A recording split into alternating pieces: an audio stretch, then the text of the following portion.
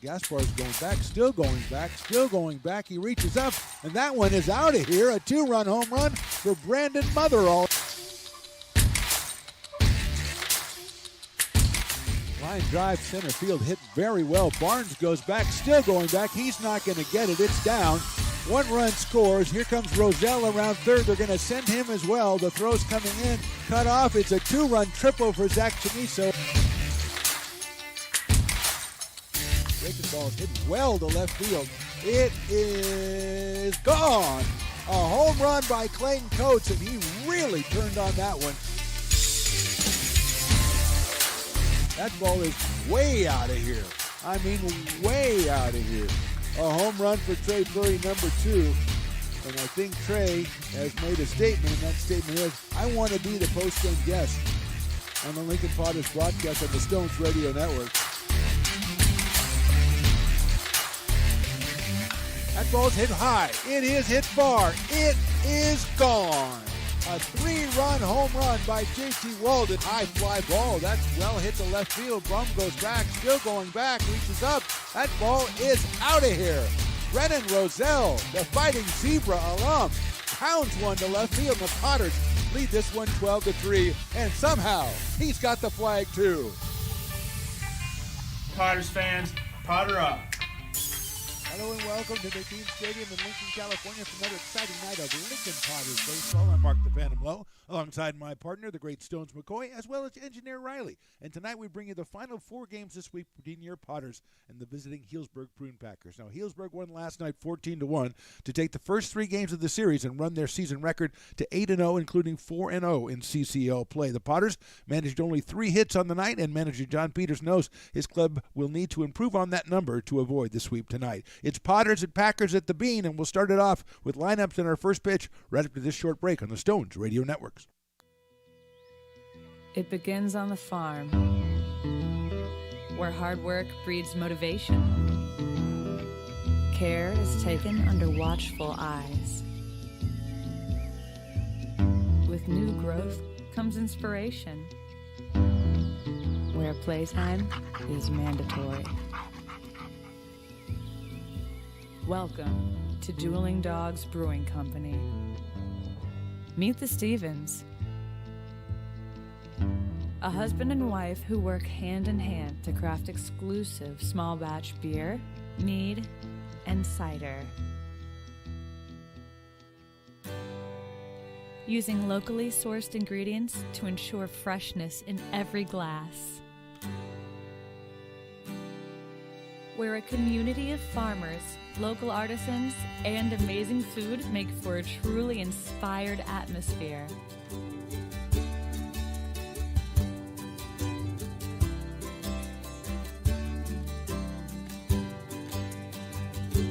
At the end of the day, we know the value of hard work.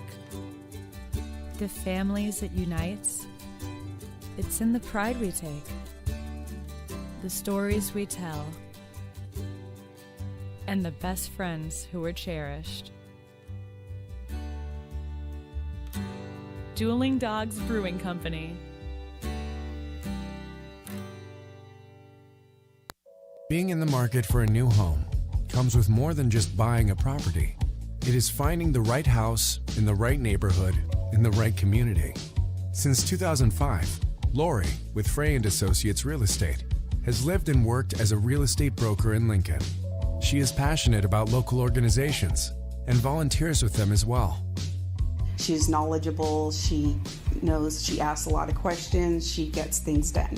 We still learn a lot from Lori, and she's very helpful, very positive, and has been wonderful, wonderful broker. We at Frey & Associates are your local hometown realtor, and we are here for you.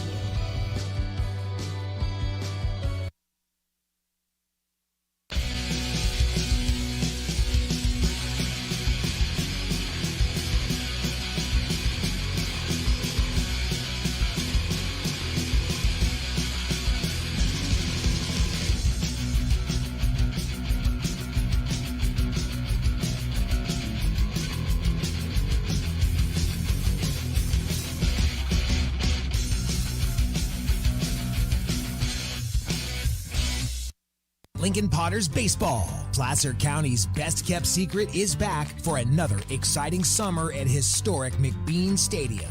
33 action-packed home games loaded with fun for the whole family, local beer, wine, and eats, fireworks, giveaways, theme nights, kids zone, and more.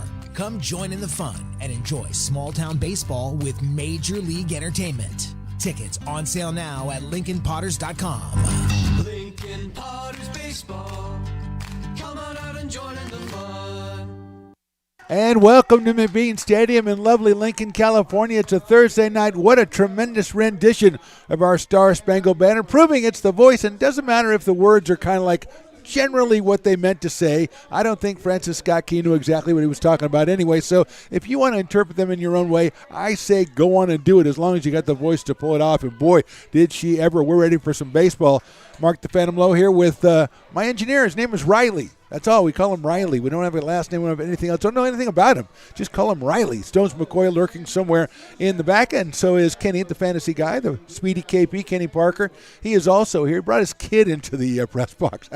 Oh, come on. How stereotypical is that? And he slobbered all over my scorebook. So it was a great time that we had meeting John, who I call Jonathan, but no one else does. And I don't know what the problem is there. Taco Susak, the pitcher for the Potters, came off his previous outing where he went 5 innings, struck out 9, gave up just 2 hits and a run. He is 1-0 on the season. And the Potters need a win as they've lost 3 straight to the Prune Packers. Sunday in Healdsburg 6-4, then Tuesday night here an 8-0 loss, and last night 14-1 back in Healdsburg. So the Potters looking to get back into the win column in the CCL play. They are now 3-4 in CCL play. The Prune Packers are 4-0 and 8-0 overall. And they will send up a lineup. Robbie Hemchuk is the center fielder. He'll bat first. Then Sam Brown, the first baseman, hitting second. Hunter Duro is the third baseman. He bats third. Christian Almanza is the DH today in the cleanup spot. Joey Kramer is the left fielder. He bats fifth. Kyle Russell at second base. Then Damian Bravo, the right fielder, batting seventh. Kimball Schusler, the catcher, is hitting eighth, and Travis Sanders is the shortstop. He will bat ninth. Andres Galen is the pitcher. He is also 1-0 on the season out of El Grove, California. Andres Galen and the University of California at Berkeley. But Tonko Susak for the Potters. Tonko is a 6'3" right-hander out of Sacramento and the University of Arizona. And he will be the guy that manager John Peters is putting out there tonight to try to get Potters off to a good start and grab this 4th game of the 4-game series this week. Potters starting up another 4-game series tomorrow night here as they will take on the Mudcats from Solano. A game tomorrow night. I choked up because the Mudcats always bring that out of me because I'm a big Mudcat guy. And they'll be in here Friday and Saturday. And then a doubleheader down in Fairfield. That will be on Sunday. So here we go. Ready to go here with Robbie Hemchuk, who is hitting .538 on the season. We have the league statistics for the Prune Packers, not the overall, but the league statistics. And Robbie is .538, 8 for 15, and he's driven in 2 runs. He was 2 for 3 in the game here on Tuesday night. So here's Susak, the right-hander, delivers, and we're on the way. He slices it down the right field line on play, giving chase Trey Fury, the first baseman for the Potters, and he couldn't catch up with it. So he'll go pick it up and get back to the first base job, and we'll get back to action. Good crowd in here. A little bit late arriving, although they're actually not late arriving. They're here. They just have to go out to the Brick and Barrel backyard first and get a brew because it's a thirsty Thursday is what I'm saying. Next pitch swung on and missed the fastball by Susak, so it is 0-2 now on Robbie Hemchuk. Robbie out of San Jose, California, and San Jose State University has the 0-2 count from Tonko Susak. Works from the windup. Here's the pitch. It is down to the dirt, gets through the catcher. That is Luke Lavin back there and back to the backstop. 1 ball and 2 strikes now on Robbie Hemchuk. Sam Brown to follow. And then Hunter Duro in the Healdsburg top of the first inning. Yeah, there's a lot of people here that are congregated around that Brick and Barrel backyard as they need to get ready. Breaking ball's lined into left field. That's down in front of the left fielder for a base hit. Zach Malone out there in left. And Hemchuk continues his hot hitting as he wraps a single to left field. And he is over there now with Sam Brown coming to the plate, the first baseman, Sam Brown. And let's take a chance and look at the defensive alignment of the Lincoln Potters. We talked about Zach Malone in left. Chase Jans is in center. Ben Higdon in right today. Patrick Herrera is at third base. Chase Weisenborn is back at short. Cade Sanchez at second. As we mentioned, Trey Furry at first. Luke Lavin behind the plate. Taco Susak on the mound. Zach Chamiso, the Lincoln product, is our designated hitter for the game. Sam Brown takes that one outside for a ball. Sam 250 on the season. Out of Petaluma, California, and Washington State University, the Cougars up in Pullman, Washington. Left-handed hitter with Hamchuk at first base. Fastball is in there for a strike, 1-1. 3 umpires on the field in CCL play. Willie Preston giving out the early cry for some cowbells because we're pulling out all the stops here against the Prune Packers tonight. Cowbells galore. 1 ball, 1 strike on Sam Brown, waving the bat. Here's the pitch. Slices it foul down the left field line, out of play. 1-2. And it's early, but the bounce house is a-rocking down there. We talk about all the time the dilemma you get when you come in the front gate. Do I go right and go to the brick and barrel backyard? Do I go left and go to the bounce house? It's pretty easy. But remember, although I don't see our plywood sign up there with the beer here available, so I'll have to check that out. I think the establishment is still open down low for a ball, but the plywood sign, which is kind of the charm of the place, the rustic charm of it, it is not up right now. So you can get beer on both baselines. I'm not telling you can only get beer on the first base side. 2-2 now on Sam Brown, just getting started here in the top of the first. Susak's pitch, a fastball call, strike 3 outside corner. I would say Sam Brown is a bit surprised by that decision, but he is out on strikes. With 1 out, Hunter Durow coming to the plate. Hunter has been a problem for the Potters. He's hitting .500 with 3 runs batted in on the conference season, and Hunter was 2 for 4 on Tuesday with a run scored and a run driven in. So he is up here. Hunter from Vacaville, California, also San Jose State University, like Robbie Hamchuk down on first base. Right-handed hitter, playing at third today for the Prune Packers. Susak holding the ball before it delivers. Now it delivers, swing and a miss. Took a little bit off that, came in about 86 miles an hour from Taco Susak. 1 appearance on the season for the Potters, 5 innings, 2 hits, 1 run, and 9 strikeouts for Taco. Hamchuk with a moderate lead over at first base. 0-1 pitch, inside, ball 1. Almost got him. Christian Almanza is the designated hitter. He is on deck batting in the 4 spot for the Prune Packers. They got distracted because there was 2 shaved ices coming up the stairs here, and I always have to marvel at the size of those things. 1-1 coming up from Susak. That's a little squibber out over the mound. Susak is going to make the catch. He's got a guy off first. Throws the first, double play, Potters. So nice play by Taco Susak defensively, and he got it to first and trapped Hamchuk off. So no runs a hit, nobody left. We go to the bottom of the first. Packers nothing. Potters coming to bat. Loomis Basin Brewing Company, a proud sponsor of your Lincoln Potters.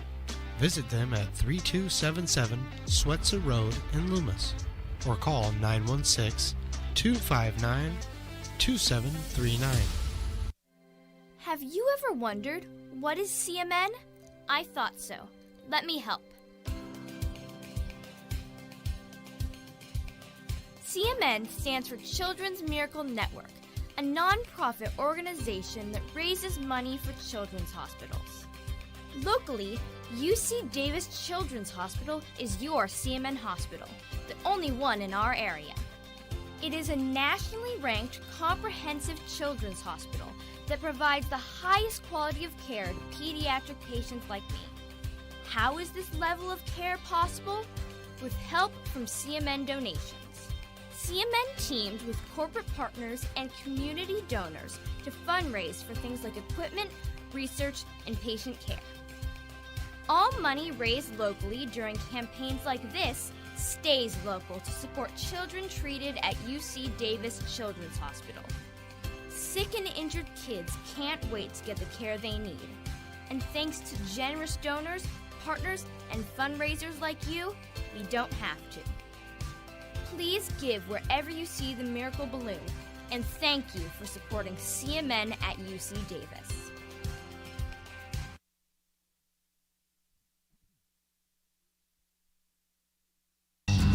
playing Potters baseball. Come on out and join in the fun. Bottom of the first, Andres Galen warming up on the mound for the Prune Packers. Potter's ready to come up after holding the Packers scoreless in the top of the first thanks to that double play to end the inning. Zach Chamiso, Chase Weisenborn, and Chase Jans, the first three hitters for the Potters against Galen, who is 1-0 on the season. 5 innings pitched, just a single hit surrendered, and he has struck out 5 as we watch Piper in the building. Piper is Piper looks a little subdued. Piper may need to talk to a therapist or something because he's got to, get a little jump down. Okay. Piper's getting talked to, I think, by his handler. And all of a sudden, okay, now Piper's ready to go. So Piper is going to go meet some fans, and as he does so, we'll welcome Zach Chamiso to the plate. Zach hitting .320 in conference play for the Potters. First pitch is swung on a miss from Galen. 89 miles an hour. Zach the DH today. A couple runs batted in conference play out of Lincoln High. About a mile behind us here. Next pitch is swung on and missed again. 0-2. Also Sierra College. A little bit up the road. Not too far. You can get there. A couple minutes. Chase Weisenborn to follow. Sails high from Galen. 1 ball and 2 strikes. A lot of people checking out the Fat Cat, getting the dogs today, getting the brats today. A lot of satisfied customers coming back to their seats. Of course, it is a Thirsty Thursday. That is inside for a ball. I believe it's $3 for a 12-ounce from Founders Brewing Company, I think. I've got to check my notes, which I have to make first, but then after I make them, I'll check them. 2-2 on Chamiso. Zach hitting from the left side against Galen. Swing and a miss, a high fastball. I got him on strikes. Potters have struck out a whole bunch in the 3 games against the Prune Packers as Healdsburg trotting out their traditionally strong pitching. And Galen with the strikeout there went away, and Chase Weisenborn coming to the plate. Chase out of Albuquerque, New Mexico, and the University of New Mexico, a returning Potter legend, one of our favorites from years gone by, summers gone past. He makes a return visit here, and it is great to see him. His first pitch is a high fastball right at that 89 spot for Galen. 1 ball and no strikes on Chase Weisenborn. Galen works from the windup.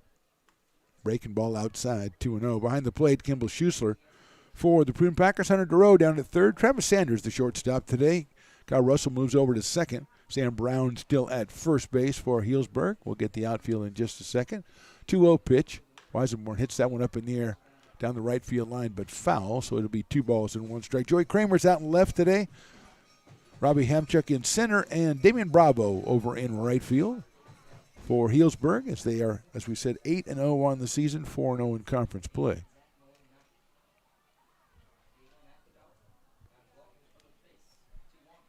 That one's also fouled back, that one to the screen, so it's 2-2 now on Chase Weisenborn with Chase Dans to follow. Ben Higdon's batting in the 4th spot. Newcomer Patrick Herrera hitting 5th. Luke Lavin, the catcher, 6th. And Trey Furry, Cade Sanchez, and Zach Malone rounds out the Potters batting order here against Galen. 2 balls, 2 strikes. That's ball 3, low and outside.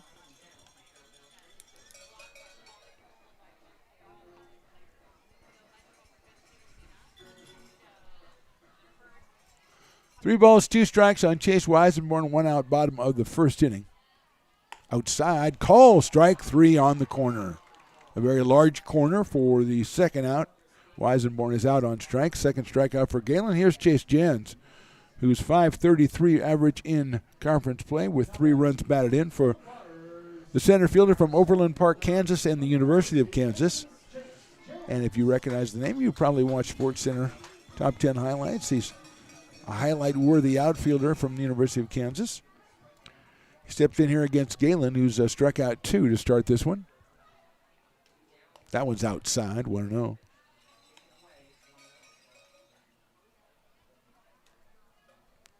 One ball, no strikes. Ben Higdon batting in the cleanup spot for the Potters. Chase takes that one right down the middle for a strike. That one is at 91 miles an hour. So Galen has been there pretty much from the start, right in that 90, 91, 89 area. 1-1 on Jansel, and the bat straight up from the right side. Takes that one outside and low, 2-1. Slightly open stance for Chase Jans. As the Potters try to break through here in the first inning against Andrus Galen.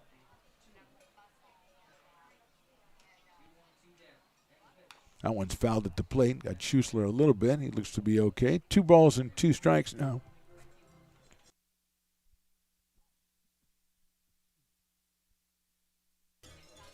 Two and two.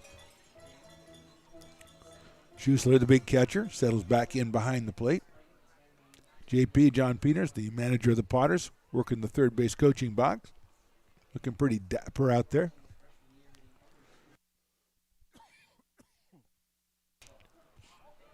That just missed 3-2 on Chase Jens. 2 outs here in the first.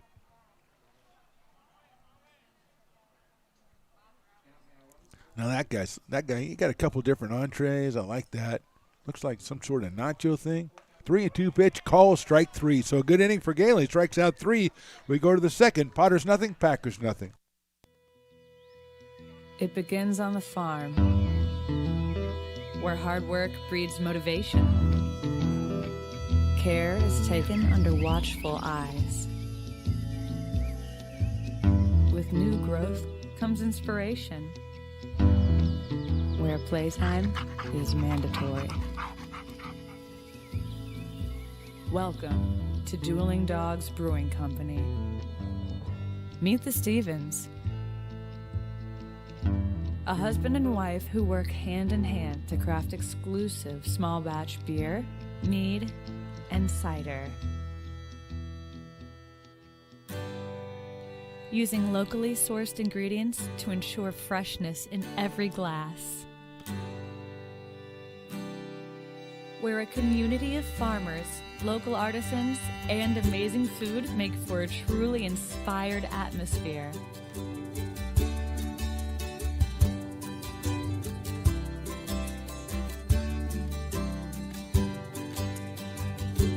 At the end of the day, we know the value of hard work. The families it unites, it's in the pride we take, the stories we tell, and the best friends who are cherished. Dueling Dogs Brewing Company.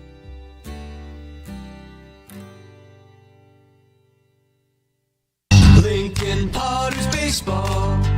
Come on out and join in the fun. And we are back for the top of the second. No score. Tonko Susak back on the mound for the Potters. He'll face Christian Almanza, then Joey Kramer and Kyle Russell. 4, 5, and 6 for the Prune Packers.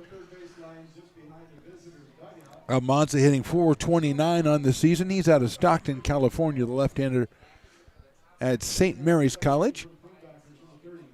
Steps in. He had a couple of hits, I think, the other night. He was actually 1 for 2, drove in 1, and scored 1. Susak from the windup. First pitch, a lot of speed and misses, ball 1. 1-0. Joey Kramer to follow.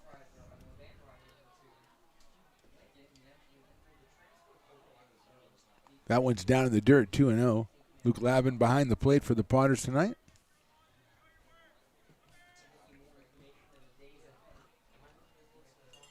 Slightly open stance by Almanza.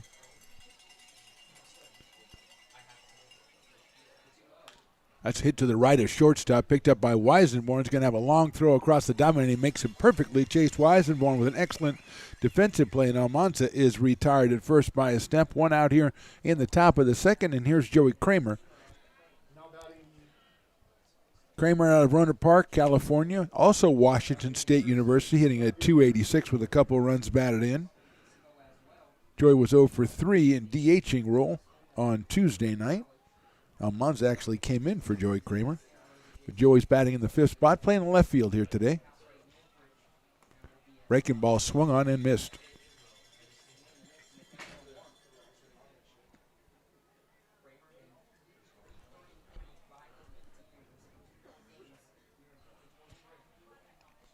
Oh, 1 to Joey Kramer. Fastball is outside.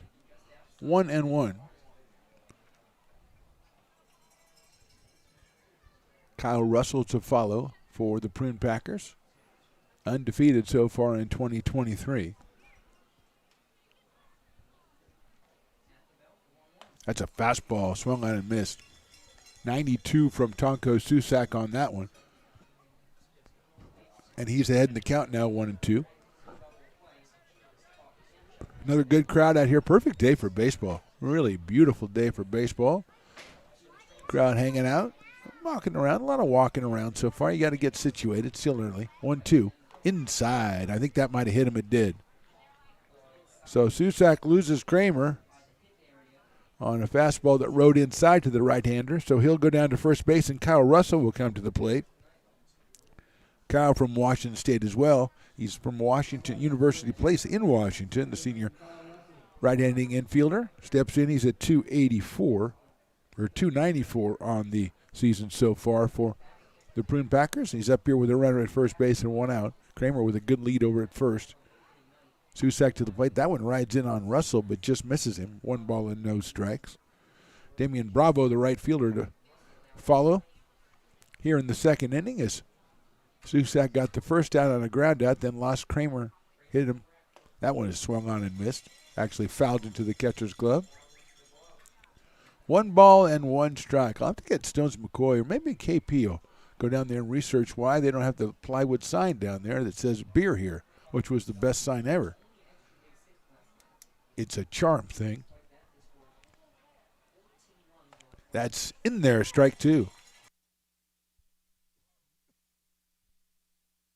1 ball and 2 strikes on Kyle Russell. Kramer again, a little bit further of a lead this time, a little bit longer.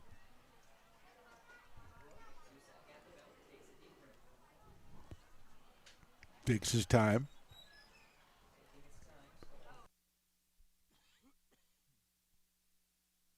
In the dirt, 2-2. Good block by Luke Lavin. 2 balls, 2 strikes.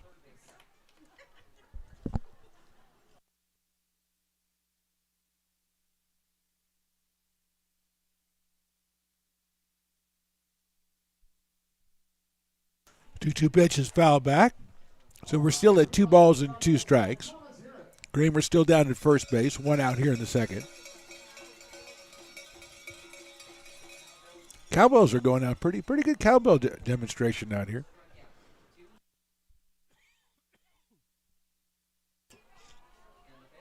Inside, I think that hit him. Yes, it did. So Susak loses a second straight hitter with 2 strikes. A riding fastball hits him. First and second now. And here's Damian Bravo.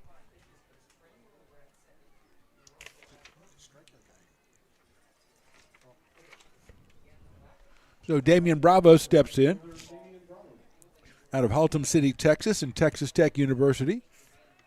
Damian was 1 for 3. He was 1 for 2. Had an RBI in the game on Tuesday. Up here with 2 on and 1 out in the second. As Susak has got ahead of a couple hitters, then lost them. Bravo takes inside for a ball. 1 ball and no strikes. Gilbert Schussler, the catcher, is on deck.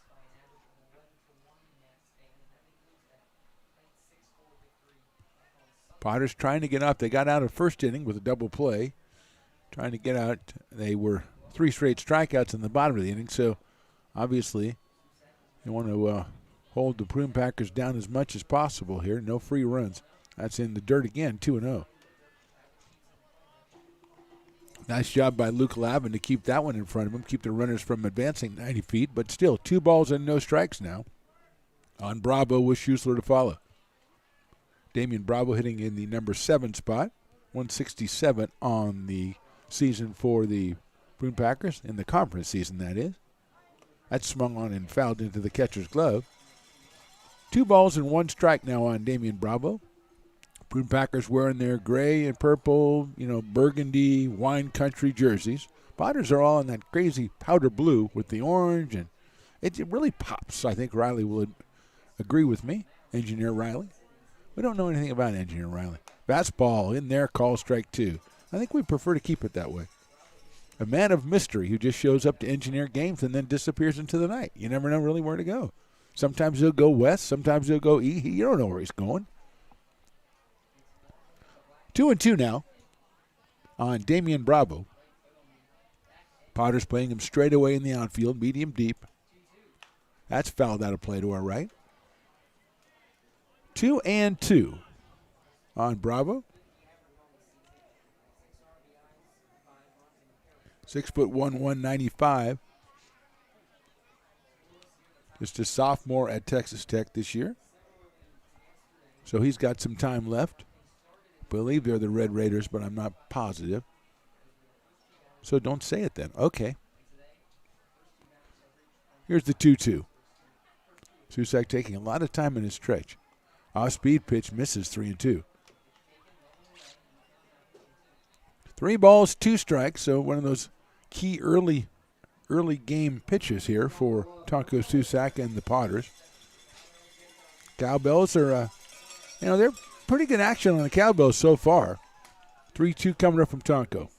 That's chopped out toward shortstop, but I think it went off Mr. Bravo, so he will be returning to the batter's box to try it again on another 3-2 count.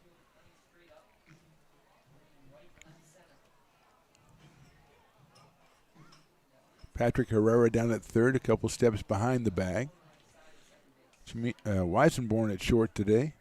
Cade Sanchez over at second. Trey Furry is playing first in this one. Another 3-2 pitch coming from Taco Susak. That's popped up. I'd have been a little bit high and inside, but Bravo couldn't afford to take a chance. He had to offer at it. Popped it up back over the screen, so we'll do it again at 3 balls and 2 strikes.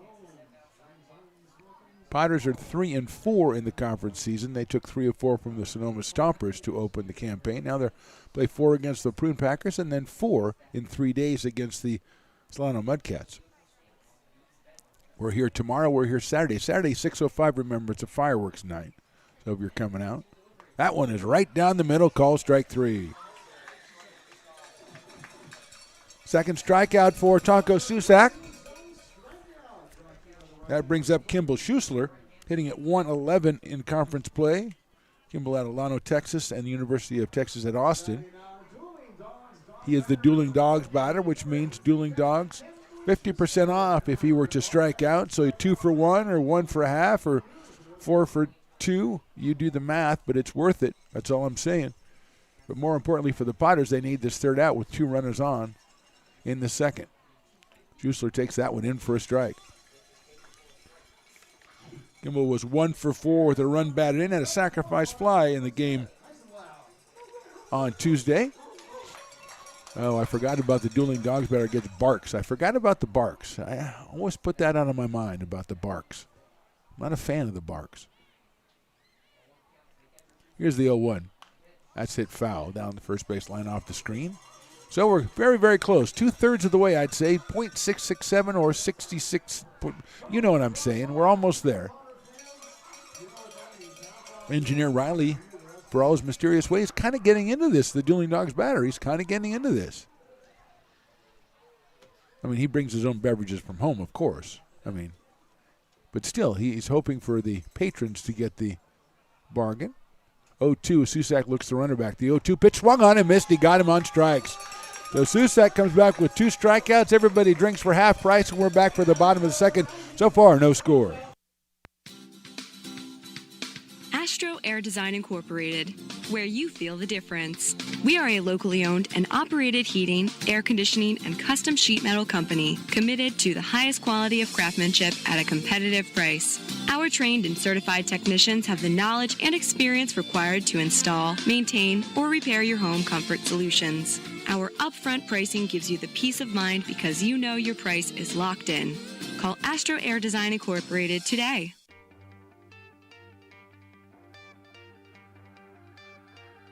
Gooseport Public House. We have sports on 10 big screen TVs, 23 beer taps with classics and crafts, a full bar with creative craft mixed drinks, live music, and most importantly, great fresh food. In downtown Roseville off Vernon Street, only 15 minutes from the ballpark. See ya at Gooseport. It's all you. No, I insist. It's your turn. Nope, I think it's your turn. I appreciate you so much. Thank you so much. Go. I appreciate your appreciation. It fills me. Safe drivers save money with Farmers. Just for driving safely? It's a Farmers policy perk. Get Farmers and you can get a safe driver discount simply for having a clean driving record for 3 years. Come on. After you. After you. Safety first. Get a whole lot of something with Farmers policy perks. We are farmers. Bum, bum, bum, bum. Lincoln Potters Baseball.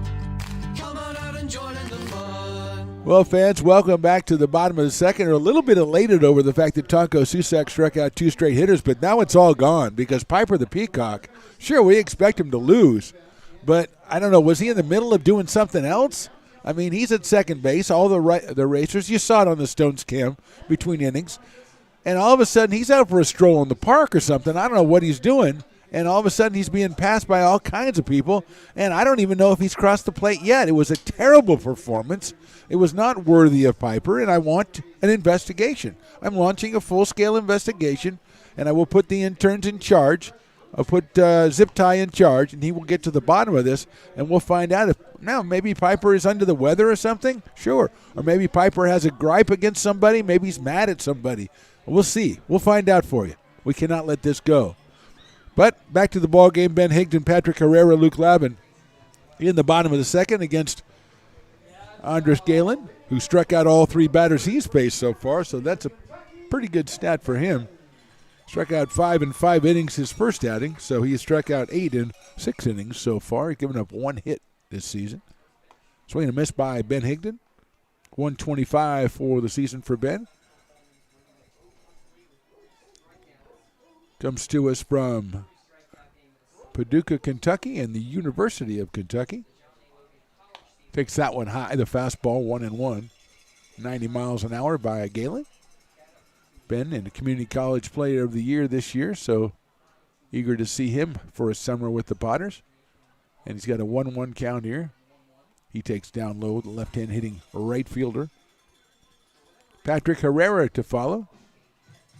Patrick out of Mesa, Arizona.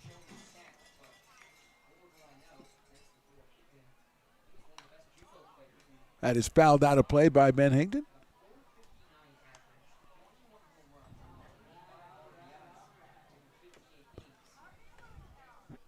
Two and 2 on Ben. Andres Galen, the right-hander, 6'4", out of Elk Grove, California, sails a fastball high. 3 balls and 2 strikes on Ben Higdon. Close stance from the left side for the Potters right fielder. Foul back to the screen, staying alive here, full count. Trying to be the first Potters base runner here against Galen. As Tonko Susak had a little bit of trouble with a little control problem in the second, but he came back with 2 straight strikeouts to get out of the inning with no harm done. And now the Potters trying to put something on the board against Galen, who works from the windup, the 3-2. That's fouled back to the screen again. Very perilously close to our cameras, which have been treated poorly. Our backstop camera has been treated poorly this season already. A couple of times he's been jarred, knocked down. One time he fell over, and actually the Cheech and Chong guy is down there today, so he was the one who was waving to it as it fell to the ground, which I kind of like. So check swing, he went around, strike 3, so Galen goes 4 straight strikeouts to open the second inning. And here's Patrick Herrera, third baseman out of Mesa, Arizona, went to Northwestern, transferred to Kentucky. He was a all-conference performer as a freshman in Northwestern and then sat out last year as a transfer. And he steps in here with 1 out and trying to break the strikeout string for the Potters.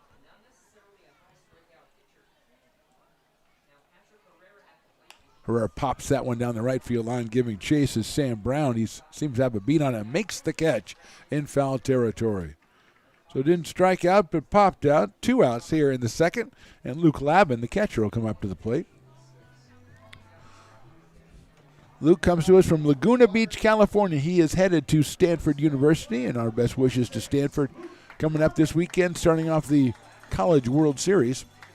about a half dozen Potters on the Stanford roster. Eddie Park and Ryan Bruno and Jake Sapien, Timo Becerra.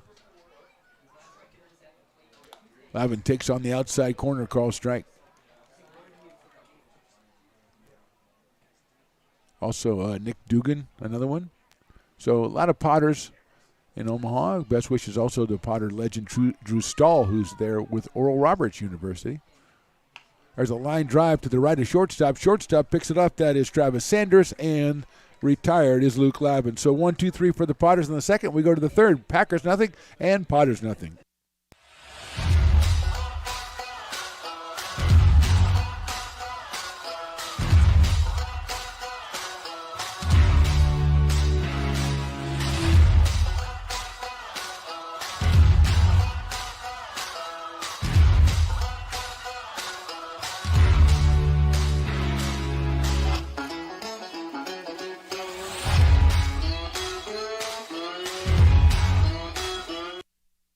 Being in the market for a new home comes with more than just buying a property. It is finding the right house in the right neighborhood in the right community. Since 2005, Lori, with Frey & Associates Real Estate, has lived and worked as a real estate broker in Lincoln. She is passionate about local organizations and volunteers with them as well. She's knowledgeable, she knows, she asks a lot of questions, she gets things done. We still learn a lot from Lori, and she's very helpful, very positive, and has been wonderful broker. We at Frey & Associates are your local hometown realtor, and we are here for you.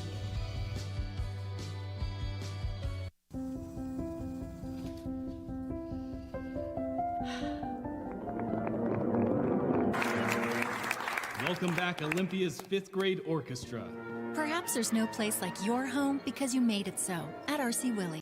Lincoln Potters Baseball. Come on out and join in the fun. Top of the third, Tonko Susak back out of the mound for the Potters, and hopefully you have Stones Cam and you're watching between innings as you saw the axe throwing, which takes place at this time every day, and pretty good axe throwers today. You know, I don't like to see the poor axe throwing, but that was actually quite good, and I know they're not real axes, but I'm advocating for that. I may be the only one in the organization who thinks that's a good idea, and maybe I'm wrong. I don't know. I don't think so. I think the fans would definitely stick around to check that out. Travis Sanders, then Robbie Hemchuk and Sam Brown, 9-1-2 for the Prune Packers as we go into the third inning. Travis at 167 for Healdsburg out of Caparas Cove, Texas, and Texas Tech University. Right-handed hitter against the right-hander Tonko Susak, who has struck out 3 in 2 innings of work. And I was happy to see that he was just throwing that ball in to get it checked by the umpire because I was worried about that. I hope that wasn't the first pitch of the inning. I know Sanders is the number 9 hitter, but he's got some pop in that bat of his. Scored a run on Tuesday. Takes the first pitch in there for a strike. 0-1. 0-1 on Travis Sanders. Playing shortstop today. Played second base on Tuesday. Made a couple of excellent defensive plays. He chops that one out towards shortstop. Weisenborn has to shield his eyes from the sun. Gets it across the diamond. Nice play. Chase Weisenborn had a big chopper in left field. The left side of the diamond is what's really affected by the sun here at McBean, and he kind of had to shade his eyes there and throw off his back foot, but a very strong throw to get the runner at first. 1 out, and here's Robbie Hemchuk, who singled to start the game. Robbie is 9 for 16 on the season, so he's doing pretty well. He started off at .538 and has a hit to add to that.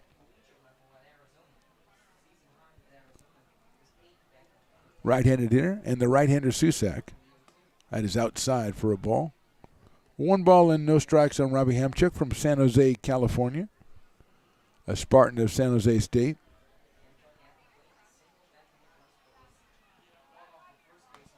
That is a fastball, caught the corner. 1-1.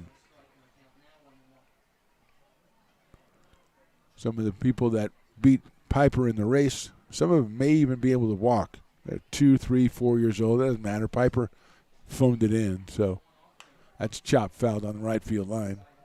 But they have a very satisfied expression on their face. It was over. Maybe Piper knew what the kids needed. I'll give Piper the benefit of the doubt.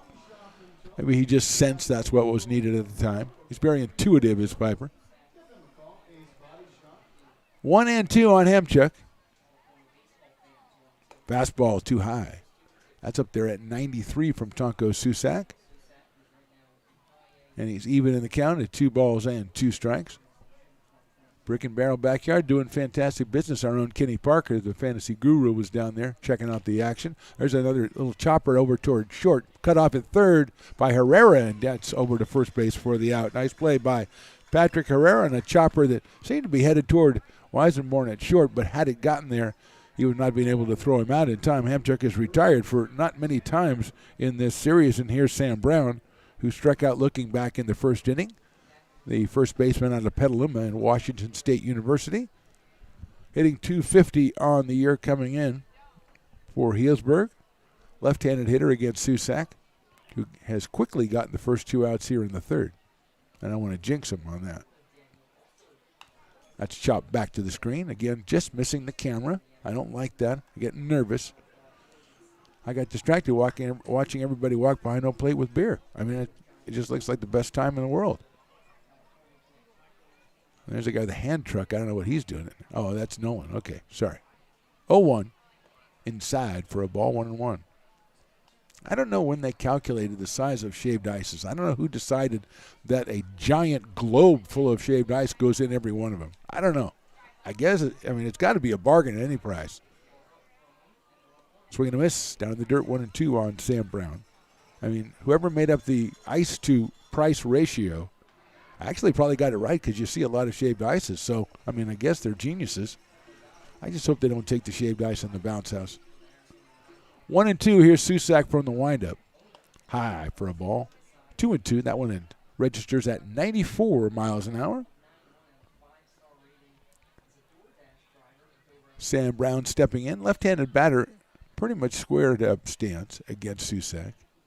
That's chopped foul. Picked up by the on-deck hitter, Hunter DeRoe. 2-2 on Sam Brown. Tomorrow, 6:35, the Solano Mudcats are in town. Then on Saturday, it's a fireworks day, 6:05. Come on out early. Enjoy the fireworks. Popped up left side, giving chases Herrera into foul territory. He seems to have a move on it and makes a very difficult catch, stumbling over the mound down the left field line. Good inning by Susak. Good play by Patrick Herrera. We go to the bottom of the third. Packers nothing, Potters nothing.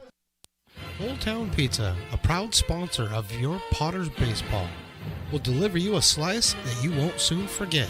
Come see why they've been voted the best of the best 12 straight years. Visit otpizza.net to get yours today. But don't take it from me. I think Old Town Pizza should be expanded through the state or even through the country because it's so delicious.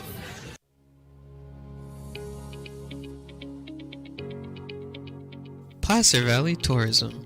Our mission is to increase the health of the hotel industry through occupancy and average daily rate in Roseville, Rockland, and Lincoln. Proud partner of the Potters in the 2023 West Coast World Series Tournament from August 8th to 11th.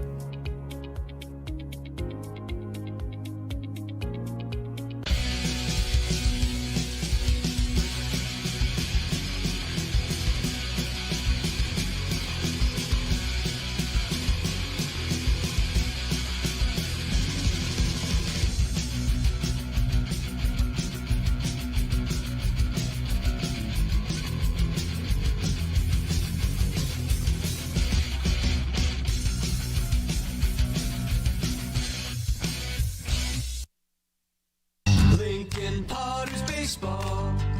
Come on out and join in the fun. Hello, everyone. Bottom of the third, no score. And Trey Furry, Cade Sanchez, and Zach Malone, the bottom three in the order against Andres Galen, who has been very impressive through the first 2 innings. 6 up, 6 down, 4 strikeouts. Furry at 143 has a home run and has driven in 3 for the Potters. Right-hand hitter out of Folsom Lake College is the Potters' all-time leader in base hits. He surpassed Will Law on Tuesday with number 113. A fastball on the corner for a strike at 90 from Andres Galen. So Trey Furry, the all-time leader in hits.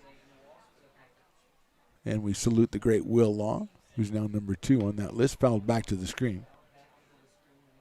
Will Law came out to the alumni game to start off the season and stole a base as an alumni player. And you don't see that all the time. You don't see that kind of hustle in the alumni. Because basically they're just kind of hanging out. Here's the 0-2 to Trey. Swing and a miss. That ball gets away a little bit from Schussler. He's going to have to pick it up and throw it down to first, and he does. So Furry is down on strikes. That's number 5 for Galen. And here's Cade Sanchez.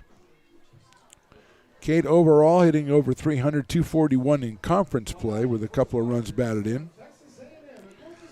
Out of Texas A&M Corpus Christi and Houston, Texas, Cade Sanchez has been one of the bright lights for the Potters since the first game of the season back in late May. Right-hand hitting second baseman. Takes an off-speed pitch. It's in there for a strike. 0-1. Galen out of Elk Grove, California. Came in with 5 innings pitched, just 1 hit allowed. 2 1/3 in this one, has not allowed a hit. Another breaking ball. That one's chopped foul, and it might have got Schussler. Might have bounced up and hit Kimball Schussler, so he looks like he's going to be okay. We'll take a second here. Umpire does the gentlemanly thing and walks the ball out to the pitcher to give Kimball time to kind of recover, but he looks like he's shaking it off already. I would be down on my knees crying, but I would never have been a catcher anyway. It looks way too hard, is what I'm saying. Let me go far out in the outfield somewhere and kind of run around or, count cloud formations or something. That's fouled down the right field line, but I'm not going to be a catcher. Man, it's too much work. I would like to think that's not just me as an old person talking. I was like that when I was a kid. I didn't want to do that much work. I mean, I'm not proud of it. Riley, the engineer, who works hard every day, I know that. Another 0-2 pitch coming from Galen. Swing and a miss, and Sanchez is down on strikes. That's number 6 for Andres Galen through the first 8 batters, and here's the 9th batter, Zach Malone, the left fielder. Left-handed hitter out of Roseville, California, going out to Sac State University. Going to be a Hornet out there on J Street. Zach Chamiso, the top of the order to follow, but right now the Potters need to get themselves a base runner off Andres Galen. They only had 3 hits against Healdsburg last night. Malone takes down low for a ball. 1-0 on Zach. Left-handed hitter against the right-hander Andres Galen. That one is just outside. 2-0. Fan of the day nominee walking by, pushing the stroller with the right hand and holding a beer in the left hand. Well done. I say well done, madam. Malone swings and fouls it into the catcher's glove.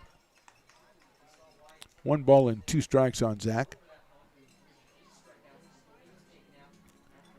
Tonko Susak and Andres Galen working in a pitcher's duel here in the bottom of the 3rd. Just 1 hit in the game so far. That was a Hemchuk leadoff single, who was later doubled off in the first inning. Packers had 2 on in the 2nd and 2 strikeouts by Susak. Malone takes outside. 2-2, very close pitch from Galen. 2 balls and 2 strikes. And one thing we've noticed about Healdsburg, they don't walk people. They don't give you free runners. You got to earn your way on the bags. 2-2 coming up, the windup by Galen. Inside. And that's it, ball 4.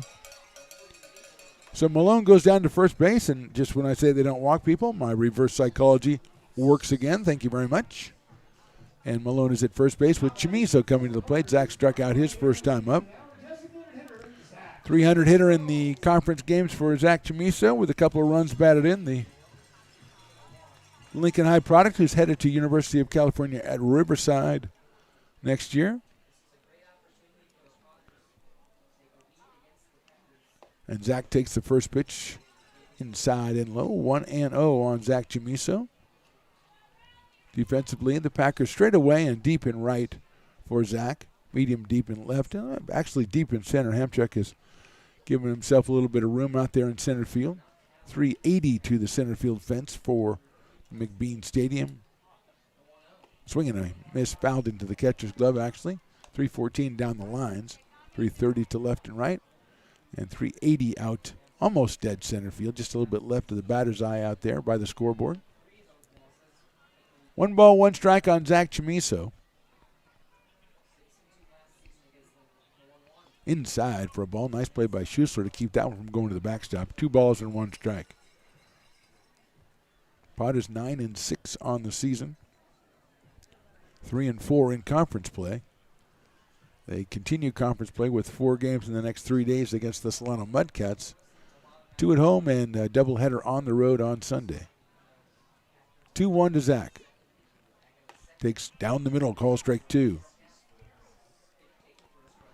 2 balls and 2 strikes. Christina Werner, formerly of Fox Sporty, the best sports meteorologist in the world, in my opinion. She'll be a guest announcer with me on Saturday for about 5 or 6 innings or whatever she feels like doing. So she's come out the last couple of years. We love having her out here, classing up the joint. 2-2 coming up. Chamiso takes ball 3. And I'm tactfully not saying where that one missed because I don't want to cast aspersions on anybody, but it's a full count, and Malone will be going over at first base. Chase Weisenborn, newly arrived for the Potters. He is on deck. 3-2 coming up to Zach. Fouls it back to the screen. Nowhere near the camera, thankfully. And so we can a sigh of relief on that one, but still 3 balls and 2 strikes on Zach Chamiso. All-American at Sierra College this year for the community college. Sierra College getting to the Final Four in the state of California community college playoffs, along with Folsom Lake College, so 2 area teams. 3-2 again coming up. That's fouled back to the screen again. And Zach Malone will have to do an about face and go back to first base. 3-2, 2 outs here in the bottom of the 3rd.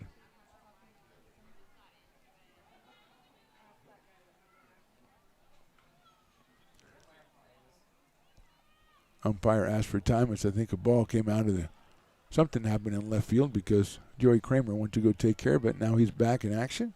A lot of activity on the grassy knoll. Sometimes they get a little crazy out there and the ball flies sideways. There's a line drive into center field. Is it going to stay up? Yes, it is. And Robbie Hamchuk has it. Well hit ball by Zach Chamiso. Stayed up for Hamchuk. So nothing across for the Potters. So they leave 1 in the 3rd. We go to the top of the 4th. Packers nothing. Potters nothing. Hi, Bill Evans, president of the Placer County Association of Realtors. We're in the store, our conference facilities, an amazing team helps keep together an amazing organization. And we thank them all. This organization can't do what it does and can't run the way it runs without the help of so many members volunteering their time.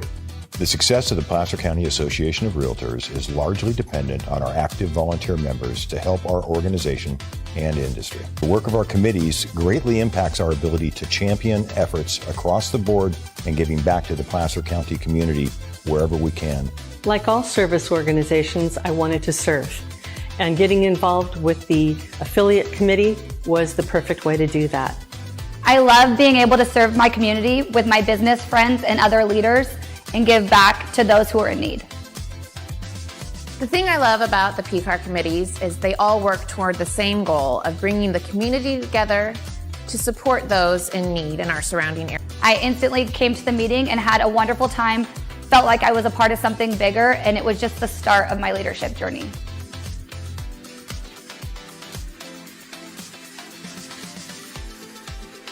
Loomis Basin Brewing Company, a proud sponsor of your Lincoln Potters. Visit them at 3277 Swetzer Road in Loomis or call 916-259-2739. Lincoln Potters Baseball. Come on out and join in the fun. Moving along to the top of the 4th, Mark the Phantom Low with you, and it'll be Hunter Dureau, Christian Almanza, and Joey Kramer for the Packers, Prune Packers. They have 1 hit so far in this one. Tonko Susak back out on the mound for his 4th inning of work. He has struck out 3 and given up just the 1 hit to Robbie Hamchuk back in the 1st. He did hit 2 batters in the 2nd inning, but got his way out of that one with a couple of strikeouts. So here's Dureau, who popped back to Tonko Susak in the 1st inning, and he threw over to first base to double the runner off to end the inning. That one is in the dirt for a ball. Luke Lavin behind the plate. Patrick Herrera is down at third today. Chase Weisenborn at short. Cade Sanchez over at second. Trey Furry down at first. Ben Higdon in right. Chase Jansen center. And Zach Malone in left. That's down low for a ball. 2-0 on Hunter Duro. Hitting at .500 with 3 runs batted in coming in on the day. Hunter out of Vacaville, California. That one's chopped out towards second base. Sanchez is going to wait for it. It's got it over to first for the out. So Duro is out. Sanchez to Furry. One down, and here's Christian Almanza, who grounded out to shortstop on a fine play by Chase Weisenborn back in the second inning. The left-handed hitting DH comes in at 429 from Stockton, California. I think I heard Aaron, the announcer from Healdsburg, say that Christian is in the transfer portal. Hope I got that right. Left-hand hitter, 6'4", 220 pounds. Wide open stance for Christian Almanza. He takes that one, waves the bat at it, but didn't wave it far enough because it's a ball. 1-0 on Almanza. I was hoping we'd get a little bit of ask at third base from that one. It looked suspiciously like a swing, and Susak's going, wait a minute. Now it is, I think they did call it a strike. Well, the scoreboard has gone from 0-1 to 1-0. And there's a strike because he fouled that one back off the screen. So let's see if the umpire says, hey, it's 1-1. Because that's what we all think it is. So we're going to go with that. Thirsty Thursday out here.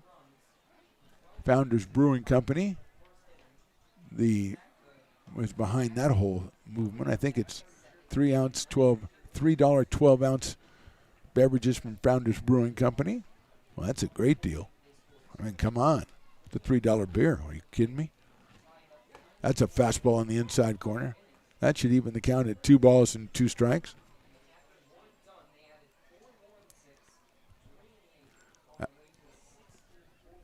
Almanza settles in with that wide open stance and fouls that one back to screen. Now, that was a little close to the camera there, Engineer Riley, so I don't know what we're going to have to do. Maybe camouflage it or move it around every pitch or something, because I think they're taking aim at it like they do with the guy driving the cart on the driving range. People are always trying to aim for him.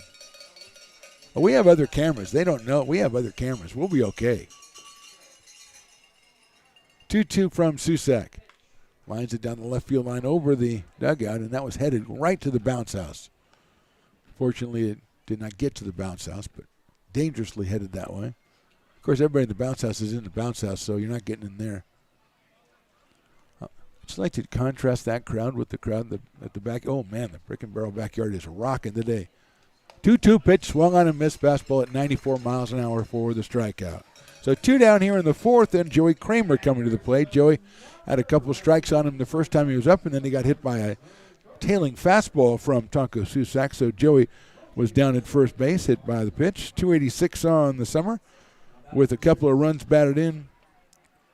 Joey was 0 for 3 in the game on Tuesday.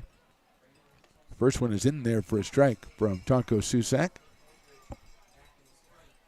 Might have been the hardest pitch he's thrown with the fastball to Almanza there. Kind of reared back and flung that one. 0-1 pitch. That one is in there again, call strike 2, and that was 95 on our sophisticated. We have sophisticated equipment, and then we let zip tie run it. I don't know if that's a good idea or not. Let's get a real professional with a lab coat or something. 0-2 coming up. Check swing. Did he go? No, he did not. Oh. Can I say I disagree? Is that okay? Kenny Parker said he didn't go. So 1-2, and he's a very scrupulous person, if that's a word. Scrupulously honest, that Kenny Parker. Unless it's about fantasy football, then he'll lie his butt off, if you know what I mean. 1-2 is chopped foul down the first base line very sharply down into the Potters bullpen area that has people either laying out or stretching. I think we're going to go with stretching. It's about time. Tonko went 5 innings his first outing, so we're getting near his limit, I think. 1-2 on Joey Kramer. Kyle Russell to follow if Joey gets on. That's outside. Breaking ball. 2-2. 2 balls and 2 strikes on a perfect evening for baseball out here at McBean Stadium. The grassy knoll is full. The VIP section, they look like they're having a blast down. What a great place to watch a game. That's chopped out there toward the VIP section. Doesn't quite get out that far. It's a foul ball. 2-2. You're just out there. You're luxuriating down the first baseline. Newly refurbished down there, Engineer Riley. It's just fantastic. You might want to go sit. Well, you're probably busy, but just try it out is what I'm saying. Because it's packed out there. And it's not very far away from the Brick and Barrel backyard. And Piper is actually moving around down there. It's like there was a personality change or something for Piper.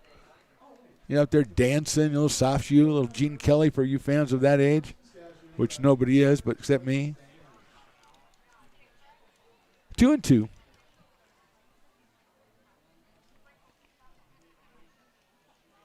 Fastball swung on and missed. Good inning for Tonko Susak. 1, 2, 3 in the fourth. We go to the bottom of the fourth. Potter's looking to break through. It's 0-0.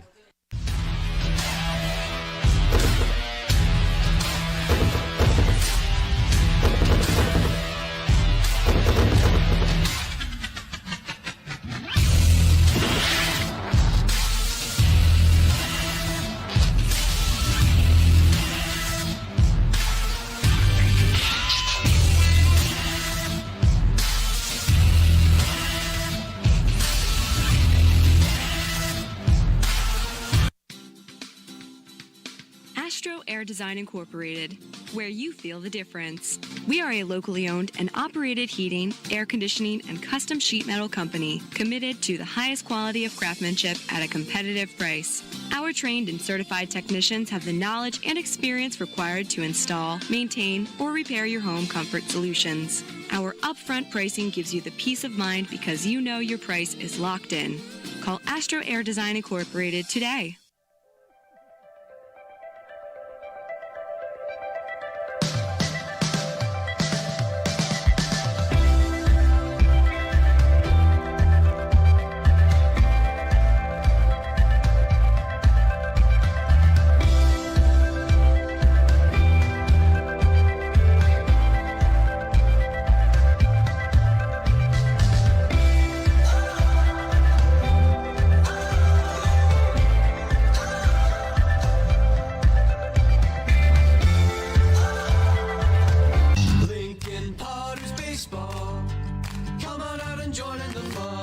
Tremendous pitching on both sides have brought us into the bottom of the fourth. Packers nothing, Potters nothing.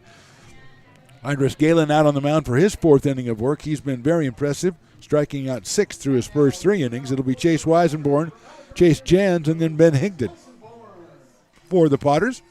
Chase struck out looking back in the first inning.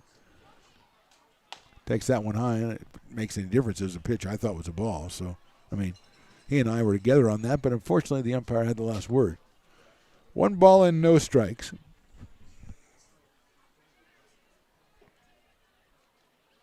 Swing and a miss by Chase Weisenborn out of Albuquerque, New Mexico.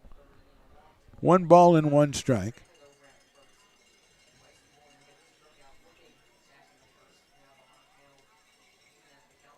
Andres Galen works from the windup. Here's the 1-1 pitch is fouled back to the screen, but nowhere near our camera, so it was a good foul ball. 1 ball and 2 strikes. Tomorrow, 6:35, the Solano Mudcats are in town. Check us out there, 6:20 or so. We should have the John Peters Show, the manager of the Potters, checking in with us every Friday night. I think tomorrow's Friday. Yeah, okay, good.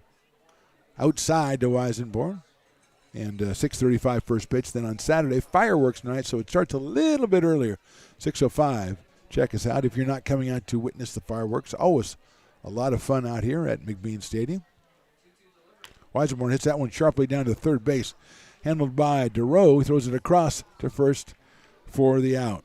A little bit of toughness over there for Sam Brown. He had to do a little footwork over there, but Weisenborn is out third to first. Hunter DeRoe to Sam Brown, and that'll bring up Chase Jans, who struck out looking back in the first inning. He's out of Oberlin Park, Kansas, and the University of Kansas. Coming to us to bat third and play center field, basically, is what he's doing. 5:33 coming into the game in conference play. Just got out here a little while ago. He's only played a couple of games. Takes that one inside for a ball. He's followed by Ben Higdon here in the bottom of the fourth against Andres Galen. Big right-hander from the windup. Swing and a miss at a fastball. My numbers are telling me 90, but my spider sense is telling me more than that. They must have let Chris start running the thing over there, because once he gets on there, he tries to make everybody throw, less than he threw when he was a pitcher. Breaking ball swung on and miss. Well, that guy threw 90, but I threw 91 when I was a pitcher for 4 years in college. So you got to watch out for bias of the guys who operate these these instruments. It's always a concern. 1-2 now on Chase Jans. Fouled that one off down the right field line, out of play. So he stays alive at 1 ball and 2 strikes. Thirsty Thursday, and I saw a lot of people taking advantage of it first couple innings, but now I fear that the fans are letting us down Thirsty Thursday-wise. 1-2. Maybe a couple hits will get them going. Swung on and missed inside fastball.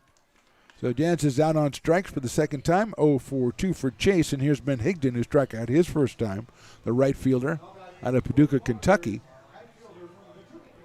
Left-handed hitter against the right-hander Andres Galen.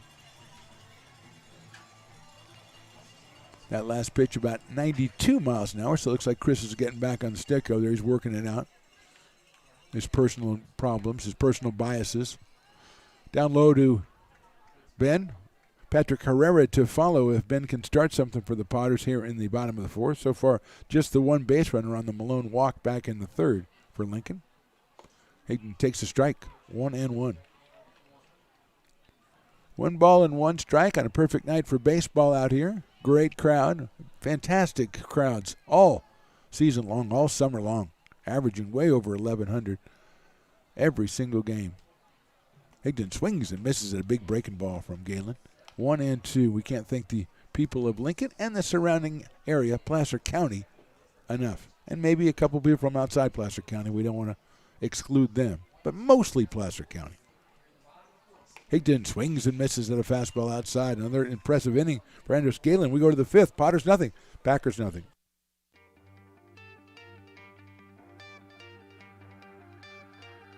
Gooseport Public House.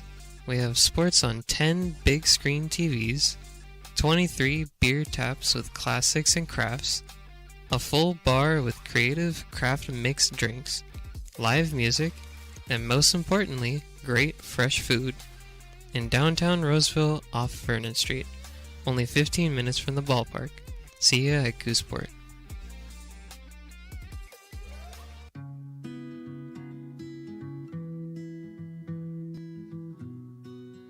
Lincoln Area Archives Museum is the official partner of the Potters' 100th anniversary season. The museum is located just around the corner in Bierman Plaza in the center of the Old Historic District.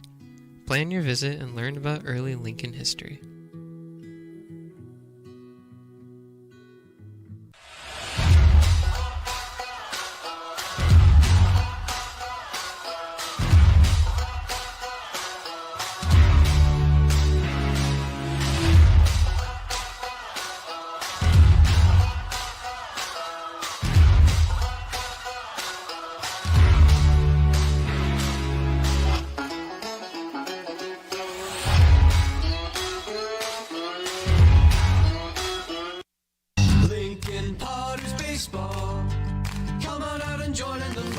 Top of the 5th inning from McBean Stadium. No score so far. Tonko Susak, Andres Galen putting on a couple of pitching clinics here, and Susak will go into his 5th inning of work. He'll face Kyle Russell, Damian Bravo, and Kimball Schusler, the 6, 7, and 8 hitters for the Healdsburg Prune Packers, who have 1 hit, have struck out 5 times so far in the first 4 innings.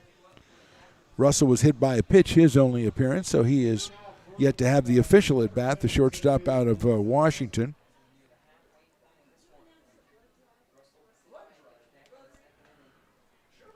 Right-hander settles in against the right-hander Tonko Susak, who likes to work from the windup. First one is outside and low or something of that nature. 1 ball and no strikes. Fan wearing my favorite T-shirt right here, Engineer Riley. That one's down low for a ball. Beer, bean, and baseball. That says it all, doesn't it? Beer at McBean and play some baseball. That's all you got to know. I'll wear that shirt tomorrow, maybe. Maybe I'll let you see it. I think I'm going to wear my concert shirt on Saturday. That one is in there for a strike, little Ringo Starr, little concert shirt. Ringo with the peace and love. You got to have the peace and love on a Saturday night. You got Christina's coming out. We got fireworks. We got all kinds of stuff. So I got to celebrate. 2-1 now on Kyle Russell. Leading off the top of the fifth for the Prune Packers, who have just the one hit leadoff single. Swing and a miss. Good fastball by Susak. He's throwing a lot of them so far tonight. Might be Tarko's last inning of work. This is his fifth inning of work, being the fifth inning of the game. And the Potters do have activity down in their pen, as the Prune Packers do as well. 2-2. That's it down the right field line. It's going to be foul into that bullpen area. And Ben Higdon will just let it hit down there. Harmlessly, we hope. It didn't hit any Potters. They tend to congregate, do the Potters. When there's somebody warming up, there's like 19 of them over there. In front of the dugout, there's another 23. 2-2 now on Kyle Russell. Swing and a miss. Off-speed pitch by Susak. He gets his sixth strikeout. Russell is down for the first time. And here's Damian Bravo, who struck out looking back in the second inning. Damian from Haltom City, Texas, in Texas Tech University.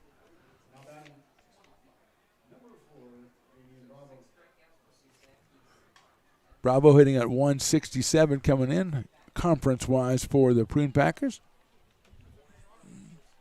Fastball gets the outside corner, call it a strike. 0-1. People sitting right behind the backstop and down the first baseline and third baseline, those special seats are getting a real bird's eye view of a great pitching duel so far. That's lined out towards second. Sanchez up in the air, can't get it. It's a base hit for Damian Bravo. Just the second hit of the day. Sanchez giving it a great try, but just a little bit too short on the dive, or the leap.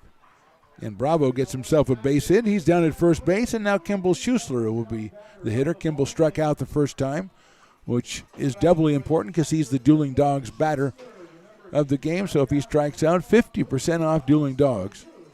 And when you combine that with the Thirsty Thursday prices, I think you can get quite the deal down there at the Brick and Barrel Backyard when you redeem your 50% off. So let's hope for Potter fans that he does it again. But Bravo leads off at first base. That's it right back up the middle. And nice play at the shortstop by Weisenborn. Throws it to first, but it gets by the first baseman. Going over to third base will be Bravo. Weisenborn with a great stop up the middle. Picked it up, threw it to first, and it got by Trey Furry over there. And going to third on the play is Bravo. It's a single for Schuessler, an error on the throw by Weisenborn. First and third now, and just one out, and the batter is number 9 hitter Travis Sanders. Weisenborn went far to his left, right behind second base to make that play. Kind of had to do the spin throw and didn't pick up first base again, and his throw is a little bit off to Trey Furry.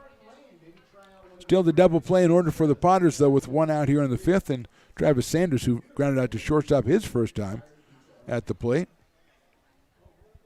From Texas Tech University, right-hand hitting second baseman. Playing at shortstop today, second base on Tuesday.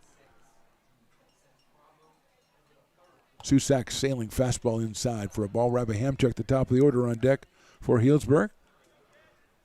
They were threatening for the second time in this ball game. They had 2 on and 1 out in the second, but a couple of strikeouts ended that threat. 1-0 coming up from Susak.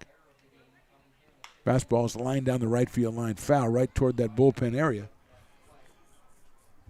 Evens the count at 1-1 strike on Travis Sanders. Travis at 167 coming in as well. Reached base a couple of times and scored a run in the game on Tuesday. That was an 8-0 Healdsburg win. 1-1. Swing and a miss, off-speed pitch. Good one by Susak, 1-2. Can't get a double play, then your strikeout is your best bet here. If you're a Potters fan, it's what you're looking for. Certainly what Susak is pitching for. Got the cowbells working down the right field line, not so much down the left field line, I noticed. Here comes the runner down from third, Susak with a 1-2. Nice off-speed pitch, but it's a little bit too down low. Lavin with a nice stop, evens the count at 2-2.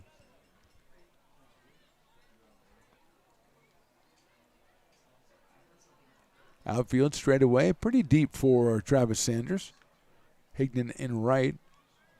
A bluff down the line by Bravo at third. Susak's delivery is right down the middle, call strike 3.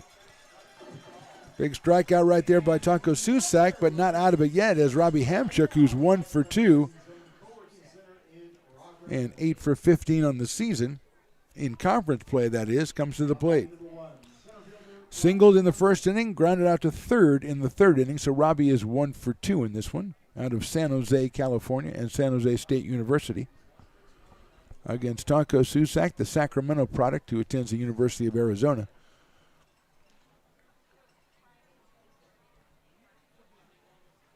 Bravo down the line at third.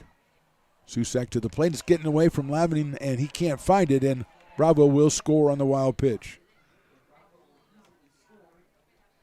So that's the first run of the game. Going to second is Schuessler.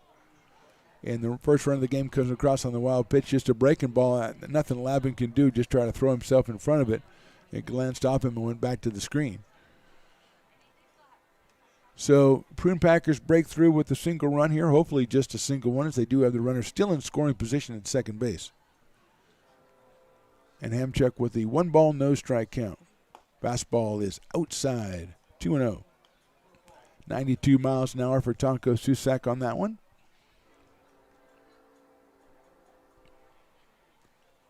On Hamchuk. Sam Brown on deck. First baseman hitting in the number 2 spot for Healdsburg.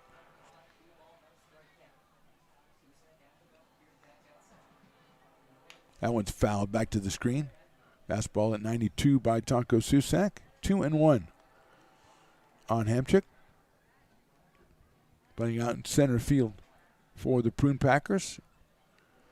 Fourth game between the two teams in the last 5 days. Sunday, Tuesday, Wednesday, and Thursday.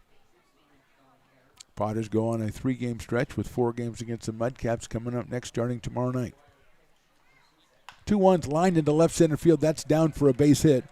Around third is Schuessler. He will score. Hamchuk's going to go into second base as the ball is picked up by Jansen. He's got himself an RBI double, and the Prune Packers have their second run of the game. They now lead it 2-0.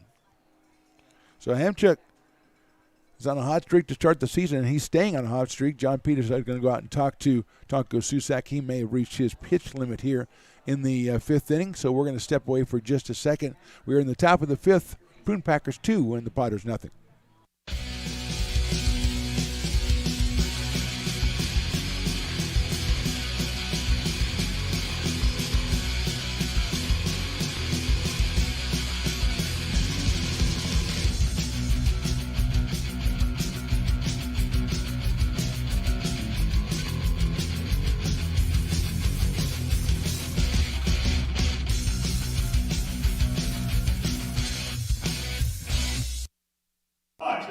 President of the Placer County Association of Realtors. We're in the store, our conference facilities, an amazing team help us keep together an amazing organization. And we thank them all. This organization can't do what it does and can't run the way it runs without the help of so many members volunteering their time. The success of the Placer County Association of Realtors is largely dependent on our active volunteer members to help our organization and industry. The work of our committees greatly impacts our ability to champion efforts across the board and giving back to the Placer County community wherever we can. Like all service organizations, I wanted to serve. And getting involved with the affiliate committee was the perfect way to do that. I love being able to serve my community with my business friends and other leaders and give back to those who are in need. The thing I love about the PCAR committees is they all work toward the same goal of bringing the community together to support those in need in our surrounding area. I instantly came to the meeting and had a wonderful time, felt like I was a part of something bigger, and it was just the start of my leadership journey.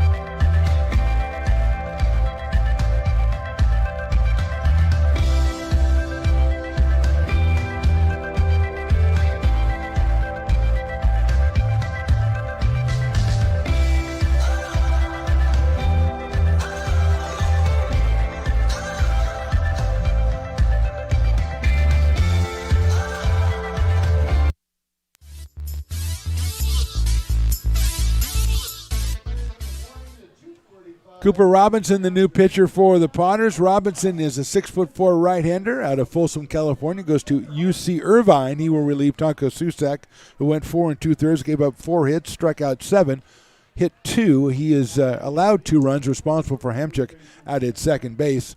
And Sam Brown will be the hitter. He has struck out and popped to third, so he is 0 for 2 in this one out of Petaluma, California. Left-hand hitting first baseman against Cooper Robinson, making his debut as a Potter.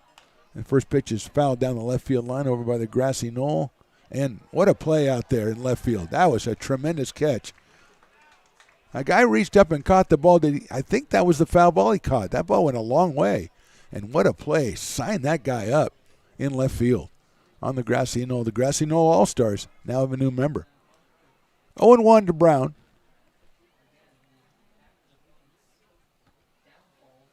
That's hit high up in the air toward left field, and that one's going to have to go after it. Is Potters can't get it in foul territory. Zach Malone out there, as that one was slicing from the left-hand hitting Brown, and Malone giving chase out into the bullpen area, actually a little bit deeper, very close to the place where the grassy knoll All-Star caught that first one, and thankfully he did not leap out on the field and try to make 2 in a row. We do not encourage that kind of participation. We love our fans. We do not want them on the field to play. It's not a good idea for anybody. 0-2 quickly on Sam Brown. Hunter Duro to follow, but the Potters trying to close out this rally right here with Robinson on the hill.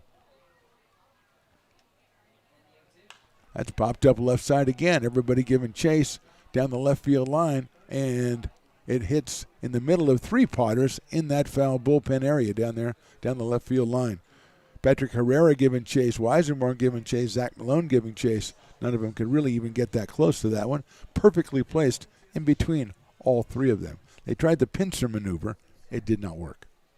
And Brown, who's been running these out every time he hits them, is coming back here a little bit winded with an 0-2 count on him.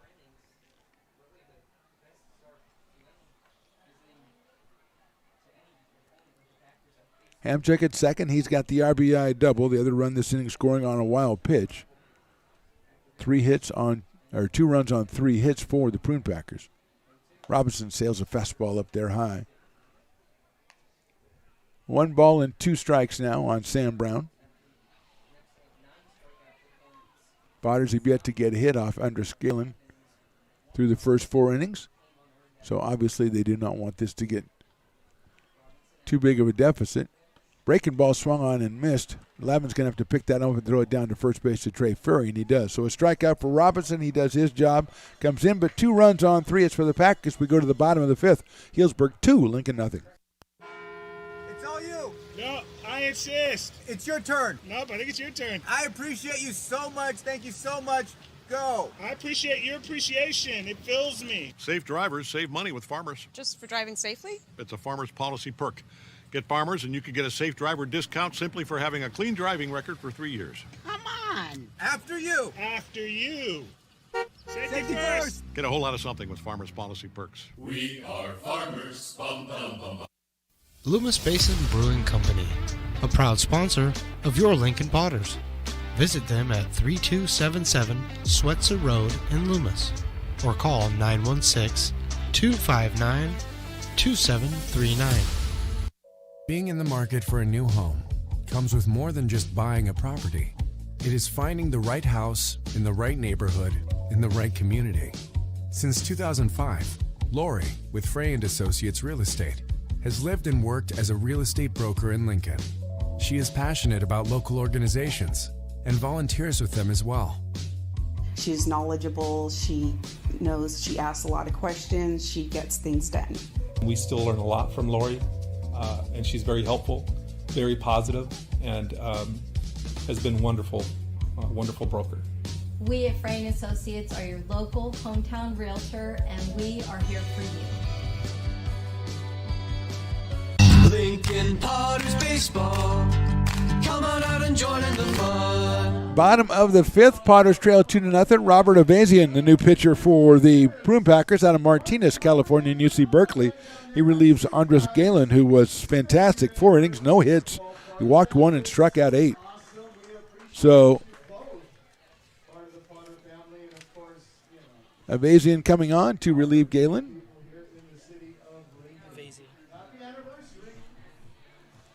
Right-hander taking his warm-up tosses, and the Potters will be pretty happy that Galen is out of there, as he was masterful in this one. The Potters have had a striking out problem against the Prune Packers, and Galen did not make it any easier with 8 strikeouts through 4 innings. And now it's Avazian coming on. 6'4", 190-pound sophomore out of Berkeley. He'll face Patrick Herrera, Luke Lavin, and Trey Furry, 5, 6, and 7 for the Potters. They try to first break into the hit column, then break into the run column. As we've got a Thirsty Thursday, and these thirsty fans would like something to cheer about as they alternate between sips of whatever it is they're drinking. Patrick out of Mesa, Arizona, a transfer from Northwestern to the University of Kentucky, where he will be playing next year. He takes a fastball that is outside and high for a ball, 1-0.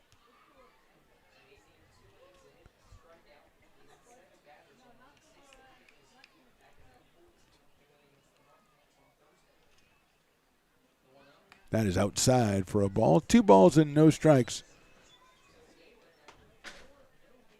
on Patrick Herrera. He popped out to first base his first time up. Swing and a miss. 2 balls and 1 strike. After this pitch, we'll be joining the incredible Mike Margema, and hopefully he won't jump the gun and let me go to him. You know how he is. 2-1 pitches in there for strike 2. Coach, are you with us? I'm here, Phantom. Are you there? I'm a minute with Mike, and Mike Marshman, tell me, how are we going to get a base hit here? I'm telling you what, I might get fired after this game. After our offense was, our offense has been swinging a little bit here. Good pitching here so far. We've had some good pitching. It was a good little duel. Gave up a few runs here in this last inning, but we'll settle in here. Fouled off right there. That is strike 3. So, yeah, Galen comes in and strikes out 8 in his first 4 innings, and Herrera goes down on strikes here. So, Mike, when somebody comes, is there what is your approach when you're talking guys? I mean, they're obviously not making the contact you want. So, is it just more of a supportive approach, or are you breaking things down? What are you doing? Yeah, it's really hard to break things down in the middle of a game. Yeah. For these guys, it's really this is kind of when the lights go on. It's time to compete, right? And, right. And we start seeing what guys are so to speak made of, right? And good swing. I think right there is a good example. Is if we're getting pitches to hit, we're fouling them off, or we're not getting them. We're kind of missing the cookies. And so at this point, I think for a lot of guys, when we get frustrated, we try to do more, and oftentimes we need to sometimes step back and go, I just need to do a little bit less, maybe choke up a little bit. He's going I'm telling after you, hey, coaches. that thing came right at me, right? I got some good JoJo's right here. He'll take care of me. We got Jarek right here. He'll take care of me. Well, talking to Ryan Stevens when he was up here last game, Mike, I noticed that it's a Potter tradition. At least 135 Potters out in front of the dugout for every inning. Well, shoot, we got a roster and a half here. I mean, I know. Injuries are. Knock on wood here. Let me knock on some wood here really yes, quick. Absolutely. We don't want that to happen. But yes. yeah, we got a good roster here. We got a few guys we're coming in tomorrow. We'll be excited about too. So. Nope. Little blooper out there, third baseman. Did he get it? Yes, he did. What a play by Hunter Giroux. A fine defensive play on the blooper by Luke Lavin. So he is out for the second out of the inning. And Mike, is it a situation where we talked about this on Tuesday, where there was a couple of chances for a big hit at some point, and you guys didn't come up with it? Is it just a situation where we just need one big hit, one guy to come through and show everybody else the way? 100%. Actually, kind of, I had to get in the boys a little bit earlier today, before the game, but I always say, like, we had a funny saying for our guys who'd say, our champion, when a guy would go up to the plate, normally it's like Robinson Cano or something like that. Yeah. But it's normally like, who's going to be our champion? Who's the guy that's going to go into the Coliseum, and who's going to be that gladiator that goes up against their guy, right? And when that guy wins, then it's like, okay, we can win. And I think it's who's going to step up and and take on that. And we're still looking for that right now, and we'll find it. It's just something we got to settle into here. Well, I've talked to you a couple times. I mean, your passion is fantastic. It's incredible to witness. But I'm wondering, when you talk about swing and a miss right there, 1 and 2, when you talk about lighting into the guys a little bit, what is it that you see that makes you know that this is the right time to do something like that? I think for me, I never have a problem. This game is hard. this game is really, really hard. And I think, one of the biggest pet peeves of guys when they're playing is, a lot of the commentators, people just forget how hard the game was. Right. And you look at their stats and like, dude, you hit 110. Like, Yeah. This game is really hard. It's tough. Breaking balls right there, the whole at bat. But yeah, it's tough. And so I think really it's just simplifying. And for us, it's when we don't see guys competing or they feel like they're beaten, right, that's when we get upset. But if they're out there competing and they're laying it out there on the field, you'll never see me complain. I'll never get on a guy if they're out there giving it their all. Well, Coach, we got a couple innings left, so let's make do with those couple innings. We thank you for joining us. We talk to you every time around this time because sometimes I forget. Coach Mike Margema, thanks a lot, buddy. Hey, you know it. If you have some tennis rackets laying around up there, just send them on down here, and we'll start finding some. You're my guy. Thanks, Mike. Thanks, guys. The mouth-watering Big Mac with a savory Filet-O-Fish and a tasty McChicken. My goodness, that looks good. Oh, you're making a McDonald's menu hack. Yes, a land, air, and sea. Oh, it's going to tip over. No, it's good. It's good. Very stable. Order the land, air, and sea by name. Build it by hand.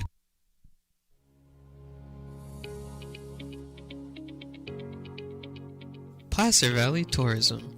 Our mission is to increase the health of the hotel industry through occupancy and average daily rate in Roseville, Rockland, and Lincoln. Proud partner of the Potters in the 2023 West Coast World Series Tournament from August 8th to 11th.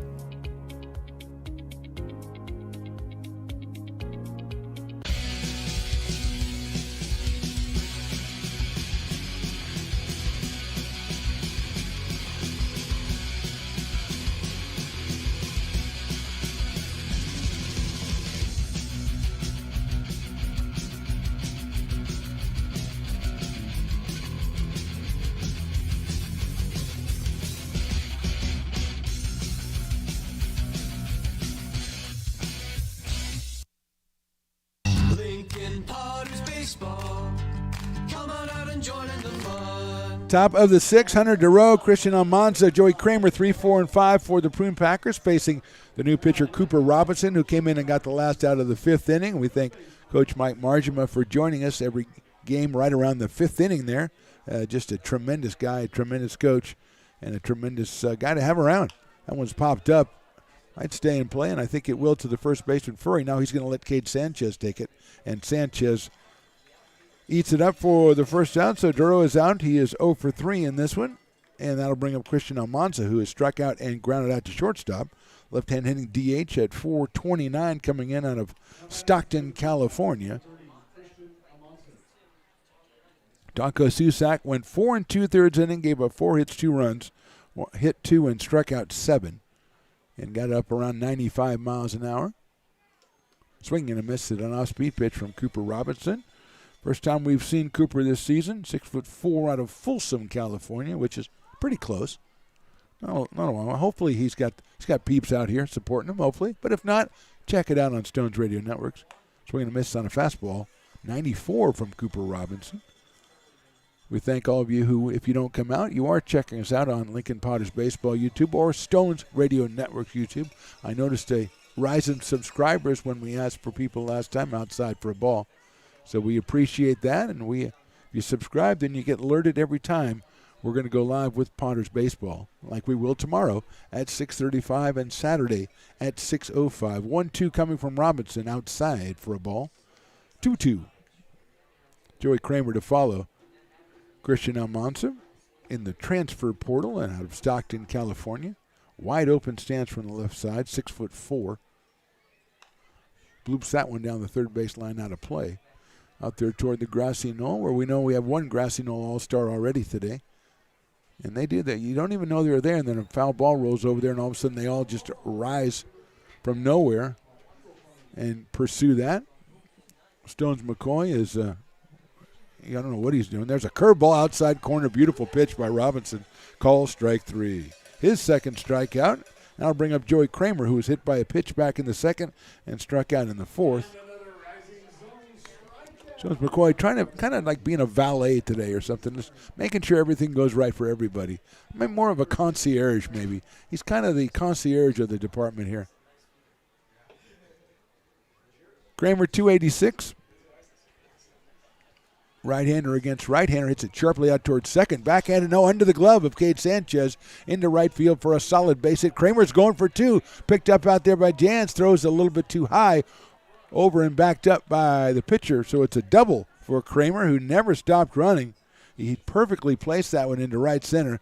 Sanchez tried the backhand of it. It was hit too sharply and by him. So fifth hit of the game for the Prune Packers. First for Joey Kramer and Kyle Russell coming up to the plate. Kyle was hit by a pitch in the second and struck out in the fifth, so he is 0 for 1. Out of University Place, Washington, and Washington State University. Russell playing at second base today. First pitch is in the dirt. Lavin with a nice block. The young catcher with a good play right there, keeping the runner at second base. 1 ball and no strikes. We are in the top of the 6th inning. Packers scored 2 times in the 5th. And that's all the offense we've had here, as the pitching has been at the premium. 1-0 pitch. That's hit out to left field. Cut off at short by Weisenborn. A little too high. Furry makes the play. Did he get him? Yes, he did. What a play by Trey Furry at first. Chase Weisenborn a little too high with the throw. Furry brings it down. No runs, 1 hit. We go to the bottom of the 6th. Packers 2. Potters nothing.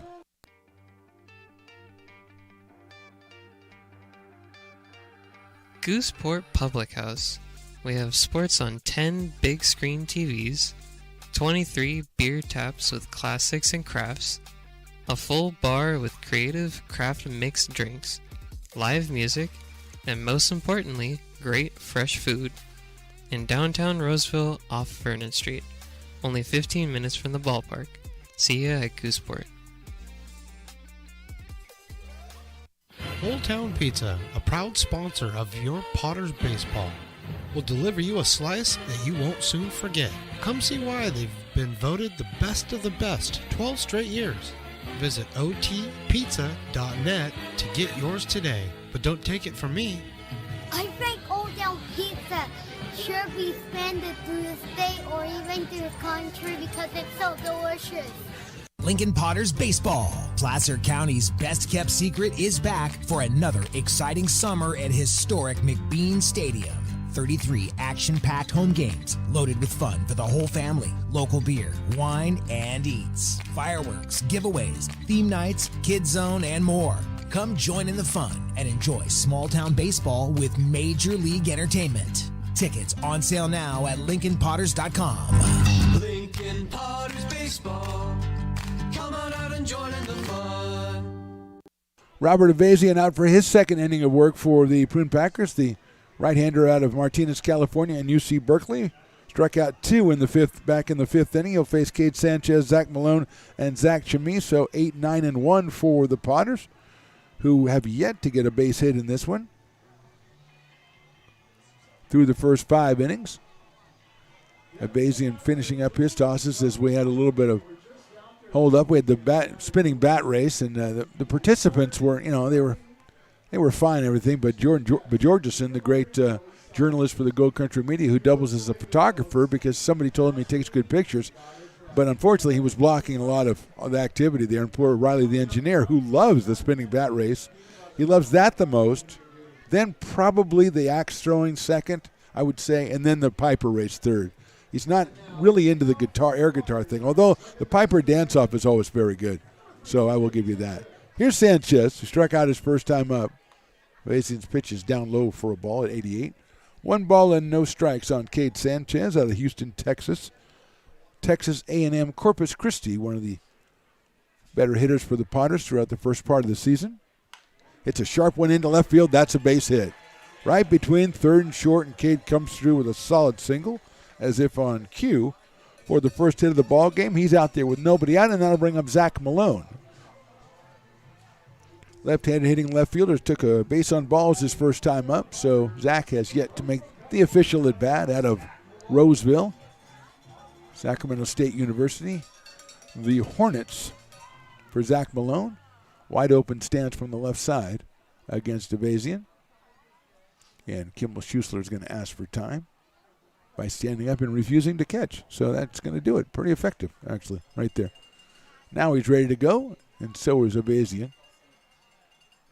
Showing bunt by Malone. He pulls away from it and almost hit him in the foot. So ball one on Zach Malone. Zach Chimiso to follow. Sanchez with the first hit for the Potters, a solid single between third and short.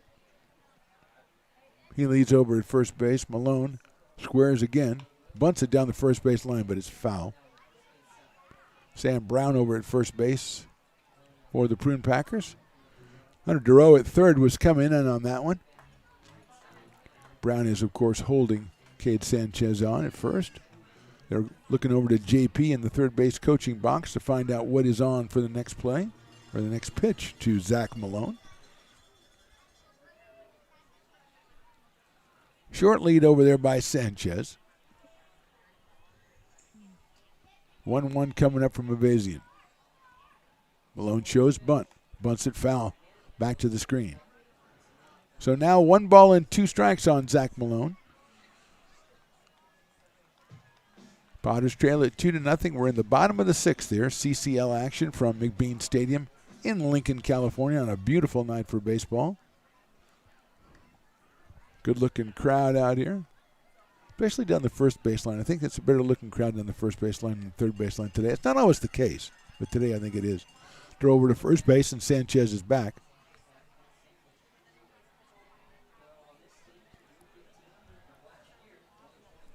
One and two on Malone. Let's see what JP has Zach doing with the 2 strikes.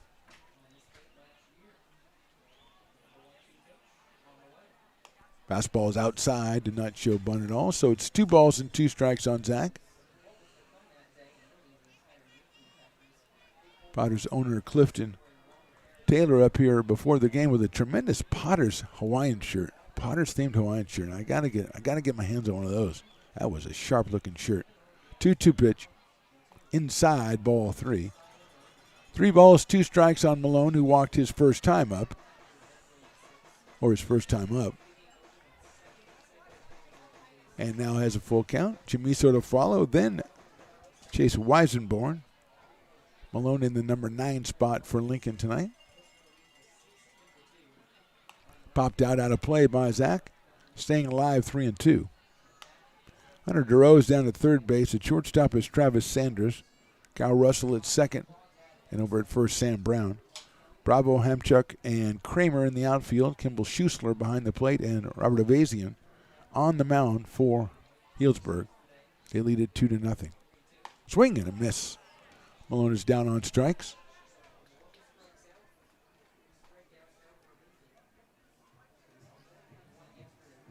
Eleventh strikeout for Prune Packers pitchers through the first 5 1/3 innings.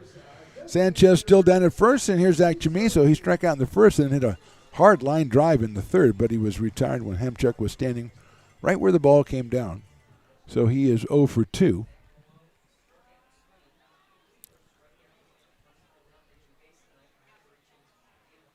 Chimiso check swing on an inside off-speed pitch, and he's saying he thought it hit him. Either that or he's trying to explain to the umpire where exactly it struck him. And the umpire's like, I didn't see that. I mean, I don't want to say you're lying or anything. I didn't see it. And JP is going to say, why don't you ask one of the other umpires, perhaps the first base umpire or the umpire from third base, who's now right by second with the runner at first, is stationed, and perhaps they would have seen something different. As Zach Chimiso made the effort, now they're going to go ahead and talk to the first base umpire. And all you got to do is say, yeah, I saw it. We don't have to have this conversation. This is what gets me. Just say, yeah, I saw it. He hit him. Or, no, it didn't. And then we're done and we go back to playing. But they've got to get together, chat, and they've been doing a fine job. You know, I don't think they're giving each other high fives or anything, but maybe they're just talking about stuff. It's the bottom of the 6th. Pretty nice game so far. A couple of runs for the Prune Packers in the 5th. They lead it 2-0. And now we're going to get probably a decision. And the decision is you're not going to go to first base. I'm just reading body language right now. And Zach Chimiso is going to stride back up and kind of just look at the umpire. Not much you can say once they've heard your plea and they've denied it, you know. You can say, hey, try it again. There's nobody else to talk to. He could show him the bruises, but I don't think that applies in this situation. Here's the 1-0 to Zach. No, they're going to throw it to first base to try to get Cade Sanchez. Sam Brown does the fake throw back to the pitcher and seeing if Cade will fall for that. He did not. He did not. I've seen it done, but he did not. Chamiso, 1 ball and no strike count. Avazian to the plate. Inside again. And he did not attempt to say he was hit on that one. So that makes me believe he was telling the truth the first time. Huh? I got to use a little psychology here. 2-0 on Zach Chamiso. So the umpire should go, you were probably telling the truth the first time. But he has no proof, so it doesn't matter. There goes the runner. Breaking ball outside. The throw to second base. And Sanchez is out at second base. Potters had a base runner, and now he is cut down trying to steal second base. See what the pitch was. I thought it might have been high. Let's see what the umpire is saying. 2-1. So the pitch was called to strike. And Sanchez thrown a perfect throw by Kimball Schuessler. Down to second base. Sanders puts the tag on. And here's the 2-1 pitch to Chamiso. He takes strike 2. 2-2.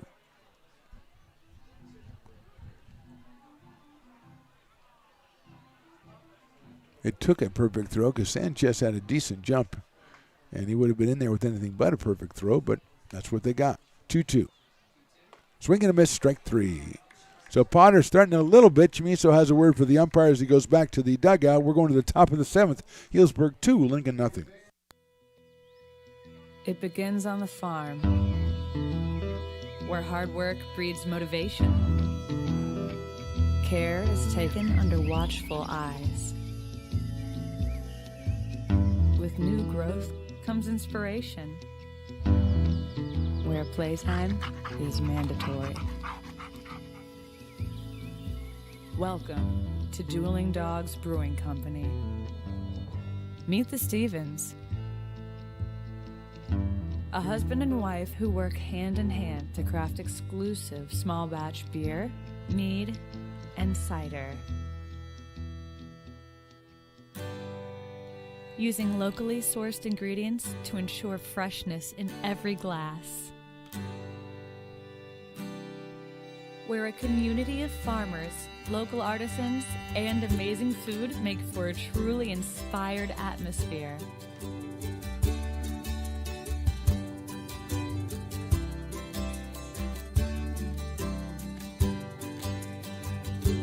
At the end of the day, we know the value of hard work. The families it unites, it's in the pride we take, the stories we tell, and the best friends who are cherished. Dueling Dogs Brewing Company.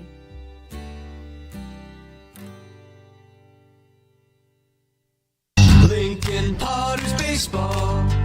Come on out and join in the fun. We move along to the top of the 7th. Cooper Robinson still up on the hill for the Potters. He'll face Damian Bravo, Kimball Schuessler, and Travis Sanders, the bottom 3 in the order for the Prune Packers, who lead this one 2-0. Bravo struck out looking in the 2nd, but lined a single in the 5th and later came around to score on a wild pitch. So he is 1 for 2 with a run scored. That's in the dirt from Robinson. 1-0. Bravo from Texas Tech University. Hitting 167 coming in, but 1 for 2 today. Fastball catches the corner. Call strike. 1-1. Cooper Robinson up in there 91, 92, 93 since he's entered the game back in the 5th inning. That's fouled back to the screen. Shocking the 3 young children who's standing right behind the screen. They all stand there like they're impervious, like they're invulnerable. And then the ball comes back, and for a minute there, they forget. Oh, my God. And then it's the screen, so it's okay. But just in that one fleeting moment. Here's 1-2 from Robinson. Swing and a miss at a high fastball. We got him on strikes. So Robinson has struck out 3 since he's come in, and here is Kimball Schuessler, who is the Dueling Dogs batter of the game, which means when he struck out in the 2nd inning, that 50% off Dueling Dogs, but then he did get a base hit and scored a run in the 5th and just threw out a runner in the bottom of the 6th. So I don't know if it's kind of a 50-50 kind of thing with Kimball.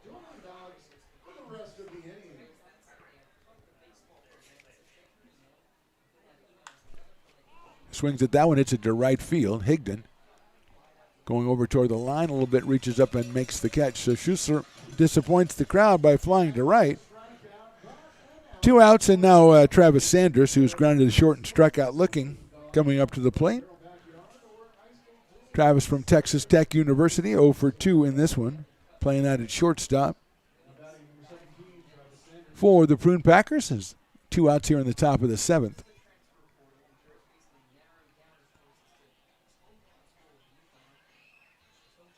That's on the corner for a strike. 0-1.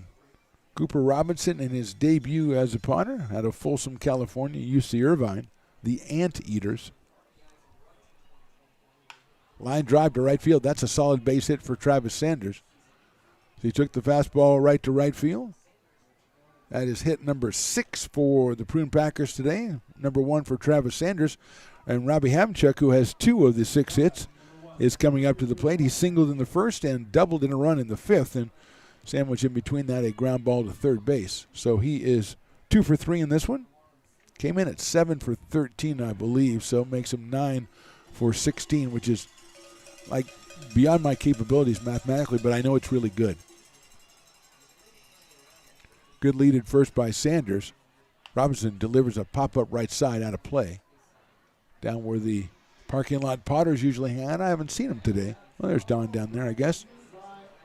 They didn't bring me any food, so I feel it's I was entitled there for a while. Or else they did bring it, and Engineer Riley gobbled it all up, which is certainly in his family, in the genes, if you know what I mean. 0-1 now. Breaking ball's popped up again, same spot. 0-2 on Robbie Hamchuk. Sam Brown, the first baseman, the number 2 hitter, waits on deck as Robinson gets out to a quick 0-2 count on Hamchuk from San Jose, California. San Jose State University. Good lead at first by Sanders. Here's the 0-2. It's high for a ball. Just a little bit high. He could have done with a little bit of inflated strike zone there. Would have been nice. A little hospitality for the home team, but no such luck. 1 ball and 2 strikes. Creeping off of first is Sanders. He's going to go. There he goes. That's hit sharply up the middle, but second base, standing on second base is Cade Sanchez because he was going over to cover because of the steal. So a fielder's choice for Hamchuk. We go to the bottom of the 7th. Potters trail 2-0.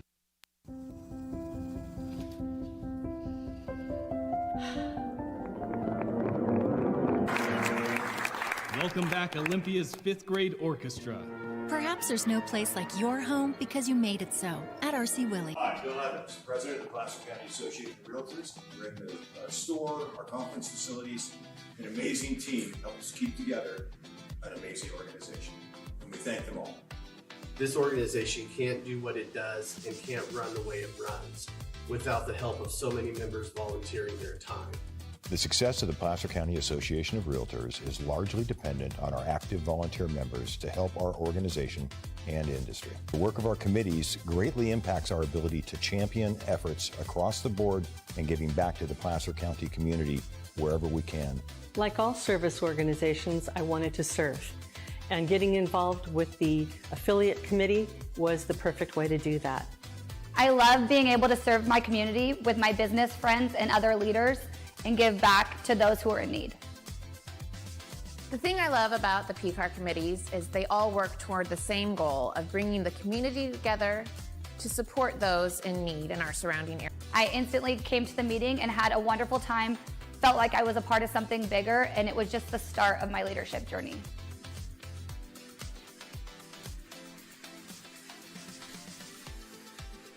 Lincoln Potters Baseball. Come on out and join in the fun. Bottom of the 7th inning, Chase Weisenborn, Chase Jans, and Ben Higdon against Robert Avazian, who came on in relief of Andres Galen after the first 4 innings. He was fantastic. He struck out 8 in those 4 innings, gave up no hits. And trying the Farmers Brewers is behind the Thirsty Thursday today, and I'm trying one of their summer kickbacks. Seasonal series, lemon lager, somebody tells me, and actually quite tasty. I officially didn't have it, but actually quite tasty. So I support them for their support of Thirsty Thursday, and I say go out and try a lemon lager, everybody. Or maybe you at home. Here's Weisenborn. Little blooper out toward third base, and Dureau is going to make the catch. Very easy out for the Prune Packers. And that will bring Chase Jans to the plate. He struck out twice, once in the first, looking, and once swinging in the fourth, so he is 0 for 2. Potters with just one hit on the game. It's Cade Sanchez. They had just 3 hits last night up in Healdsburg, so that's 4 hits over 15 in the third innings.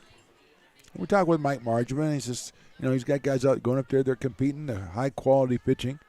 Breaking balls hit high up in the air to center field, right center field. Going after it is Hamchuk, still going after it. And he makes a running catch out in right center field. What a play by Robbie Hamchuk. And Chase Jans gives him a nod. He knows a great play when he sees one. And Hamchuk kind of kicked it into second gear, then got into fourth gear and made the catch out in right center field. So, well hit ball by Chase Jans, but a better catch by Robbie Hamchuk in center field. 2 outs and Ben Higdon coming to the plate. I didn't think Chase hit that ball that far when he hit it, but he kept going and going and going. But Hamchuk with a fine play for the second out. That's the kind of thing talking about with Coach Margman. They just need that one thing to go their way, and that would have been a nice start as Higdon takes outside for a ball. Ben 0 for 2 with a couple of strikeouts today.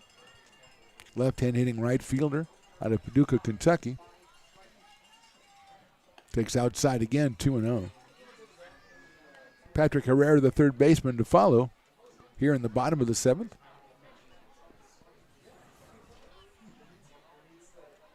Two balls and no strikes from Avazian. Outside, ball 3. Just one base on balls so far for the Potters. That was Zach Malone back in the third inning off Galen. And Sanchez is single, the only other base runner they've had. Now 3 balls and no strikes on Ben Higdon. That is ball 4. So Higdon gets the base on balls. He's at first base. The potential tying run is Patrick Herrera. He has popped to first and struck out of Mesa, Arizona by way of Northwestern University and now headed to the University of Kentucky next year. So here's Patrick Herrera. Luke Lavin to follow. Higdon over at first base gets a healthy lead.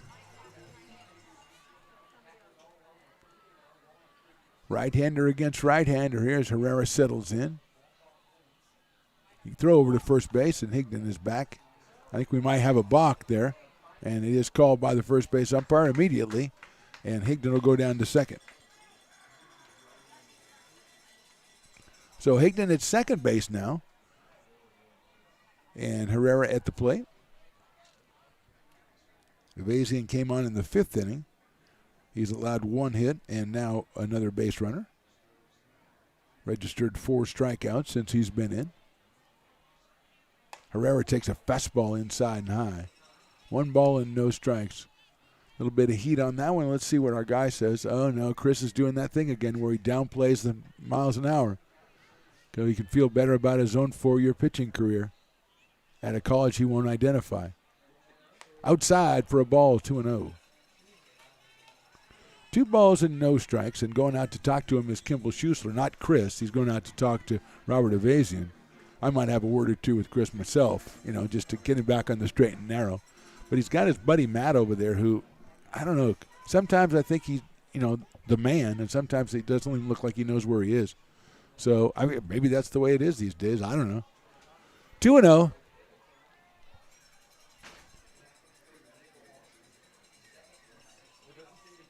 Herrera making his debut for the Potters. 2-0 pitch.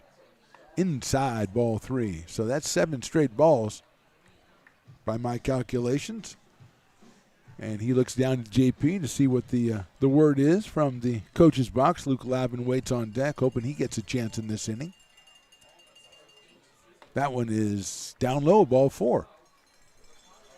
Well, we're going to have a meeting at the mound right away by the Prune Packers. They're going to walk out there slowly. I don't think they had anybody getting ready, so they look like they're getting activity now. But they're all going to come together, so we'll take 30 seconds away. We're in the bottom of the seventh. Potters with a couple on, but they trail 2-0.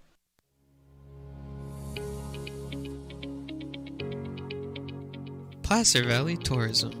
Our mission is to increase the health of the hotel industry through occupancy and average daily rate in Roseville, Rockland, and Lincoln. Proud partner of the Potters in the 2023 West Coast World Series Tournament from August 8th to 11th.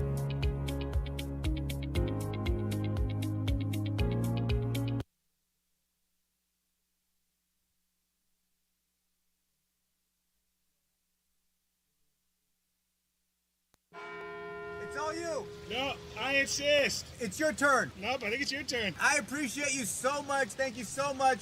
Go. I appreciate your appreciation. It fills me. Safe drivers save money with Farmers. Just for driving safely? It's a Farmers policy perk. Get Farmers and you can get a safe driver discount simply for having a clean driving record for 3 years. Come on. After you. After you. Safety first. Get a whole lot of something with Farmers policy.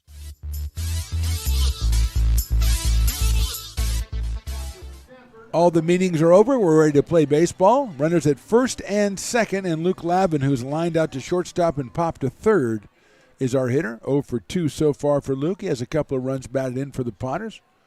Young guy out of Southern California swings and misses at a ball on the inside. So 8 straight balls from the pitcher, and we go after the first pitch inside. I think Luke was probably sitting there going, he's going to try to get it right over the middle right now, which is pretty good thinking, really. But it didn't work out for us. So 0-1 on Luke.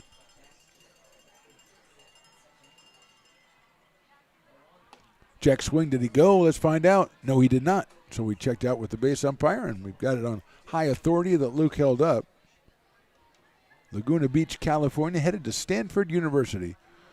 Mr. Luke Lavin. And he has a 1-ball, 1-strike count. Here in the bottom of the seventh, Potters at first and second, but 2 outs. Robert Avesi in the second pitcher for the Prune Packers on the hill. Here's the pitch. Breaking ball high and outside, 2-1. Trey Furry to follow. If Luke can keep it going here in the seventh. Activity a little stirring. I don't see actually anybody throwing down there. They're in the bullpen. In either bullpen, actually. 2-1. Fastball's outside, 3-1. Now the Prune Packers have somebody up. And he sets back down again. 3-1.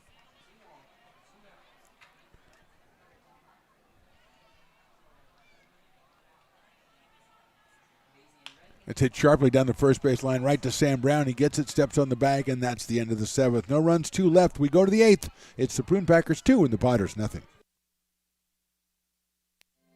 Have you ever wondered, what is CMN? I thought so. Let me help. CMN stands for Children's Miracle Network, a non-profit organization that raises money for children's hospitals. Locally, UC Davis Children's Hospital is your CMN hospital, the only one in our area. It is a nationally ranked comprehensive children's hospital that provides the highest quality of care to pediatric patients like me. How is this level of care possible? With help from CMN donations. CMN teamed with corporate partners and community donors to fundraise for things like equipment, research, and patient care. All money raised locally during campaigns like this stays local to support children treated at UC Davis Children's Hospital. Sick and injured kids can't wait to get the care they need. And thanks to generous donors, partners, and fundraisers like you, we don't have to. Please give wherever you see the Miracle Balloon, and thank you for supporting CMN at UC Davis.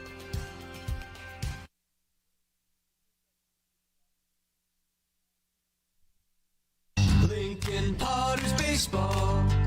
Come on out and join in the fun. Moving right along to the eighth inning, Sam Brown and Hunter DeRoe, and then Christian Almanza, 2, 3, and 4 for the Packers against Cooper Robinson, who came in to close out the 5th inning for the starter Tonko Susak, and he's gone the 6th and 7th, giving up 2 hits but no runs. And he has struck out 3, has Cooper Robinson, the right-hander from Folsom, California. Sam Brown has struck out twice and popped a third. He'll lead us off here in the top of the 8th inning as Luke Lavin throws it down to second base.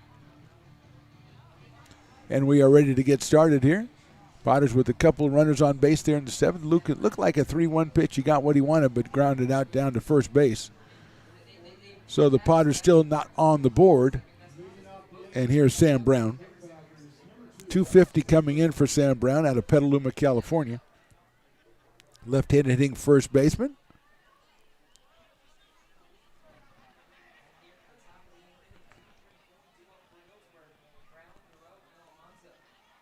First pitch is outside from Cooper Robinson. 1-0 on Sam Brown. Perfect night for baseball out here. That's fouled down the left field line, out of play, over the bounce house toward the Lincoln Little League field over there, about 100 yards behind us to the north. 1 ball and 1 strike. Swing and a miss at a high fastball. Lincoln Little League, the home of such Potter legends. Isaiah Garcia, Eli Garcia, Charles Middleton, Craig Schmidt, a lot of Potters legends played on that Little League field. And later on this big league field for the Potters. 1-2 to Brown. That's outside. 2-2. 7th inning. The end of the 7th inning was the end of beer purchases. So we got one guy who got in right under the wire and just got his beer purchase done before the end of the 7th. That's fouled back to the screen by Sam Brown. Hunter Durow on deck.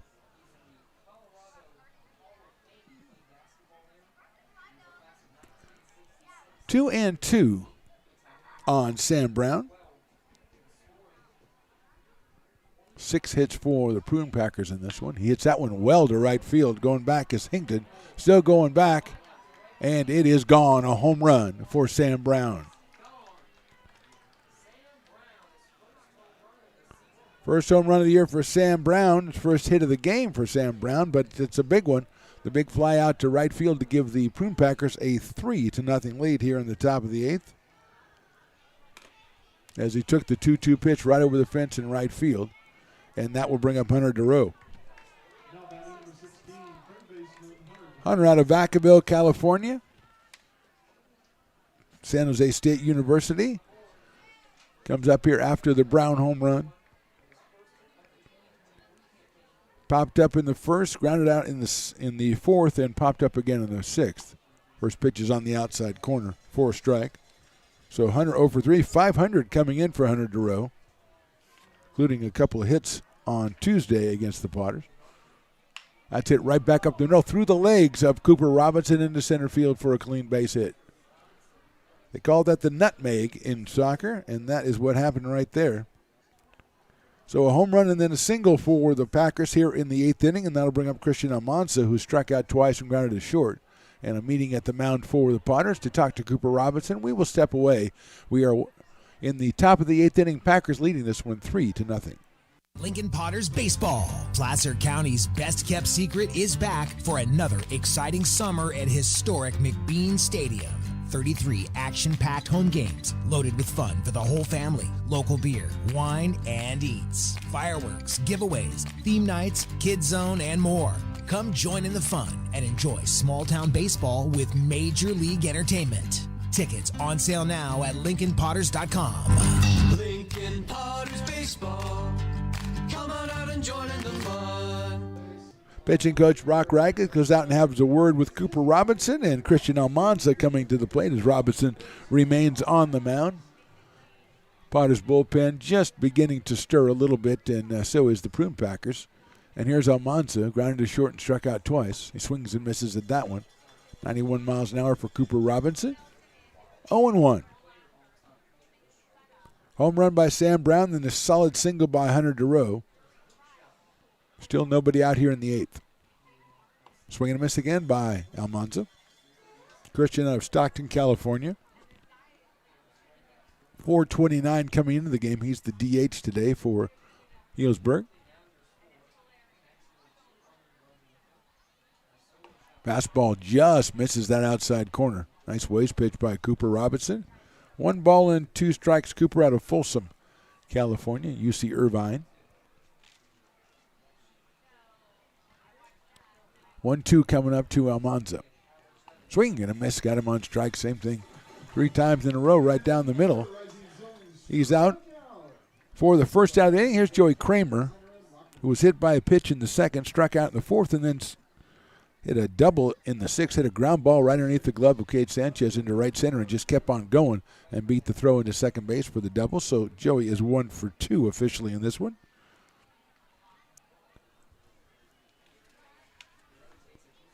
There goes the runner at first base. No, he's going to bluff and the throw back behind him, but doesn't get him. A swing and a miss by Joey Kramer. And Dureau goes back. I guess he didn't feel like he had the jump he wanted. And Kramer out of Rohnert Park, 0-1 on Joey. It was 286 coming in today with a couple of runs batted in. That is in there, called strike 2. Inside fastball by Robinson at 90 miles an hour. Gets him ahead in the count again. No balls and 2 strikes. Willie Preston, the best in the business, gives out the call for more cowbell. We've got an old cowbell left over here in the top of the 8th inning. Swing and a miss. Kramer's down on strikes. So 2 strikeouts in a row after 2 hits in a row, and it's Kyle Russell coming up to the plate. Kyle's been hit by a pitch, struck out and grounded to short, so he is 0 for 2.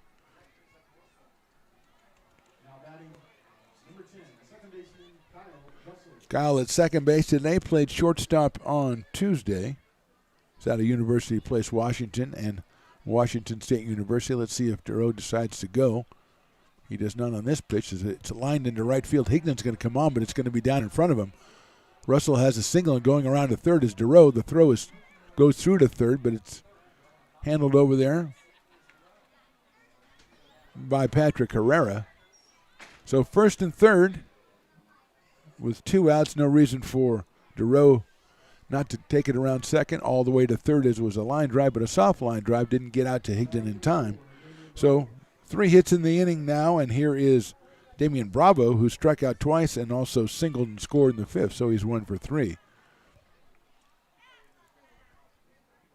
A home run by Brown opened the inning, then Dureau singled, a couple of strikeouts, but now a single by Kyle Russell.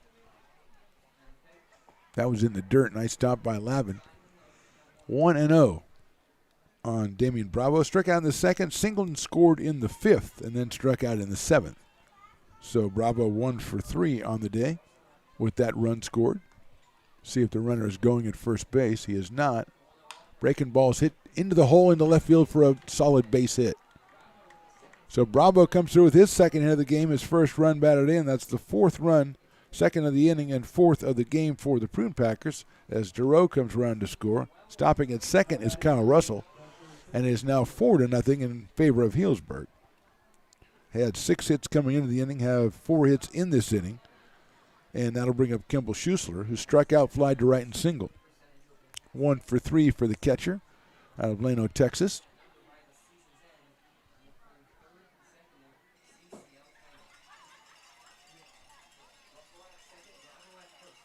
Fastball's fouled back to the screen.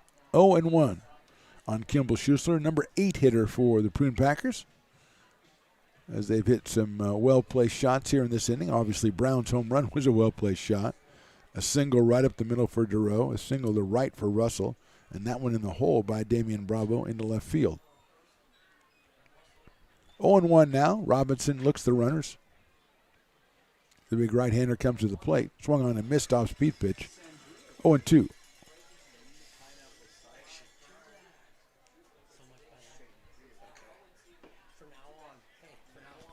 Oh and 2. 4-0 Packers, top of the 8th. 2 outs, 2 on. Travis Sanders to follow if Schuessler keeps the inning going. Fastball just misses outside. 93 miles an hour for Cooper Robinson. 1 ball and 2 strikes. too far out for me to ask. And Engineer Riley gave me the look like, aren't you going to call for a strike three call? A little bit too far outside for me, Engineer Riley. I appreciate your feelings on that, what you're trying to do. That's fouled at the plate. But in that case, it was outside. 1-2 still on Kimball Schuessler.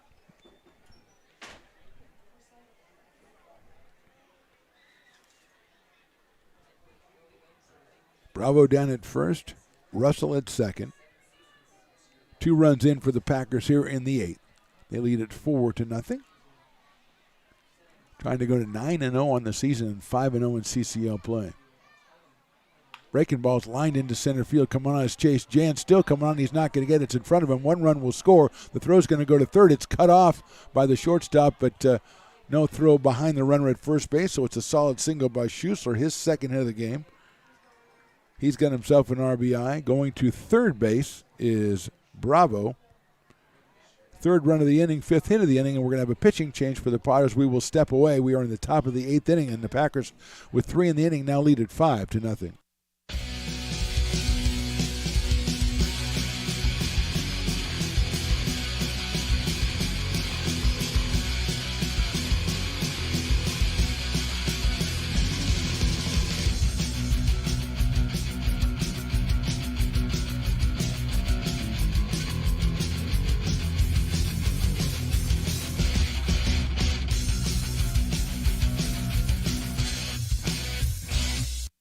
Hi, Bill Evans, President of the Placer County Association of Realtors. We're in the store, our conference facilities, an amazing team help us keep together an amazing organization. And we thank them all. This organization can't do what it does and can't run the way it runs without the help of so many members volunteering their time. The success of the Placer County Association of Realtors is largely dependent on our active volunteer members to help our organization and industry. The work of our committees greatly impacts our ability to champion efforts across the board and giving back to the Placer County community wherever we can. Like all service organizations, I wanted to serve. And getting involved with the affiliate committee was the perfect way to do that. I love being able to serve my community with my business friends and other leaders and give back to those who are in need. The thing I love about the PCAR committees is they all work toward the same goal of bringing the community together to support those in need in our surrounding area. I instantly came to the meeting and had a wonderful time, felt like I was a part of something bigger, and it was just the start of my leadership journey.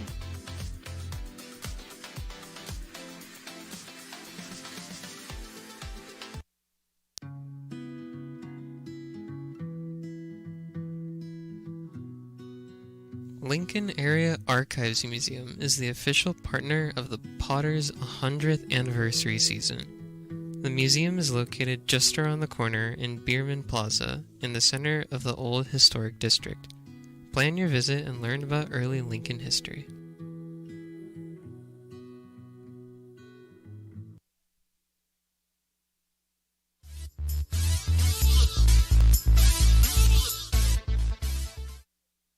Colin Riley, the new pitcher for the Potters. He comes on with 2 outs here in the 8th inning. Mr. Riley comes to us from, oh my gosh, is that true? Seagirt, New Jersey. Oh man, that might be a contender for best hometown. Seagirt, New Jersey, 2 words, and he is at Tulane University. I think I saw Colin Riley pitch in the regionals. 6'2", and coming to us straight from Seagirt to Lincoln, California, which is a nice little. That's a nice lateral move, actually. So Colin's out there. He will take on Travis Sanders with runners at first and third. And 3 runs in for the Packers here in the 8th. They lead at 5-0. Sanders is grounded to short, struck out, and singled. So he is 1 for 3 in this one. First pitch is down low for a ball. Lavin blocks it, picks it up. 1 ball and no strikes.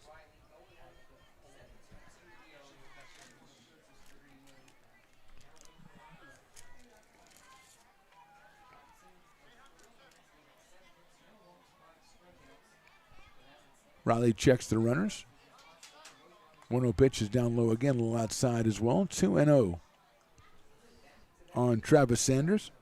Alex Leopard is on deck to bat for Robbie Hamchuk. Let's see if he gets the chance this inning.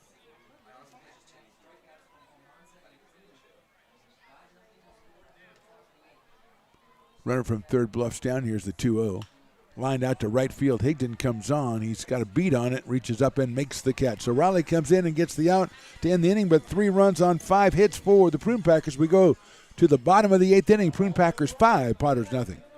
Loomis Basin Brewing Company, a proud sponsor of your Lincoln Potters.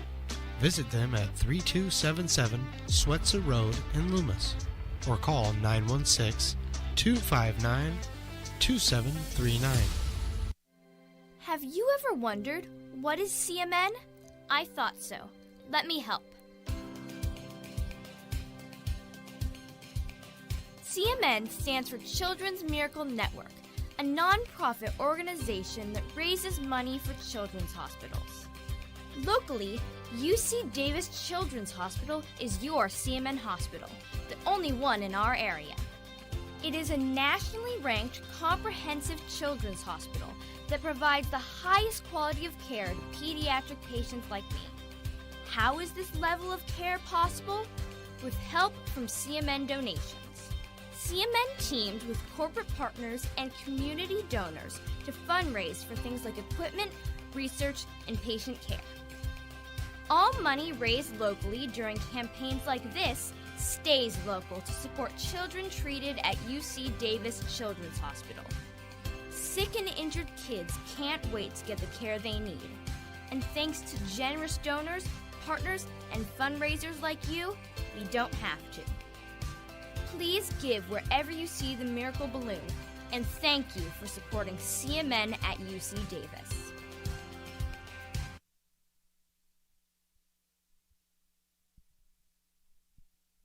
Lincoln Potters Baseball. Come on out and join in the fun. New pitcher for the Prune Packers in the bottom of the 8th, Vaughn Martyrer, coming out of San Rafael, California, and University of San Diego. The right-hander will face Trey Furry, Cade Sanchez, and Zach Malone scheduled for the Potters here in the bottom of the 8th as the Prune Packers strike for 3 in the top of the inning to take a 5-0 lead. And the new pitcher is Martyrer. He takes over for Robert Avazian, who went 3 innings, gave up just 1 hit. Let's see how Robert had 3 strikeouts. He did walk 2, but he was pretty impressive as well. Andres Galen went the first 4 innings. So it looks like Tyler Garrity is going to bat for Trey Furry.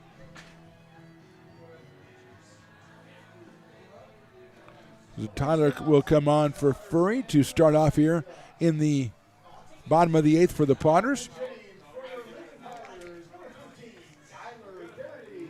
Tyler Garrity out of Seneca, California, University of Kansas, and he steps up here to start off the bottom of the 8th, followed by Cade Sanchez and then Zach Malone. Martyr's first pitch is chopped weakly down to third base. It's going to be a tough play, and it's going to roll foul. So Garrity was going to beat that out, but it rolled foul, and it's 0-1 on Tyler.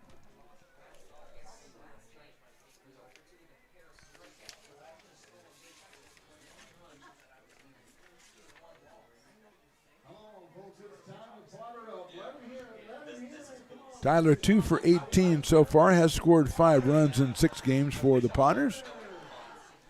So he looked like he broke his bat, so either he is quit or he went over to get a new bat because there's nobody at home plate right now, but Tyler decides he'll make his appearance with a new piece of wood out there. 0-1. Reminder, tomorrow it'll be the Solano Mudcats in town for games tomorrow and Saturday. Tomorrow, 6:35 first pitch, 6:20 for the warm-up show with manager John Peters. And then at Saturday, it's a 6:05 start, 5:50 for our warm-up show. I don't know who the guest is. I'll figure that out. I know that Christina Werner will be here with me in the booth for Saturday night's game. That's a fastball, and it's a little bit too high. 1 ball and 1 strike.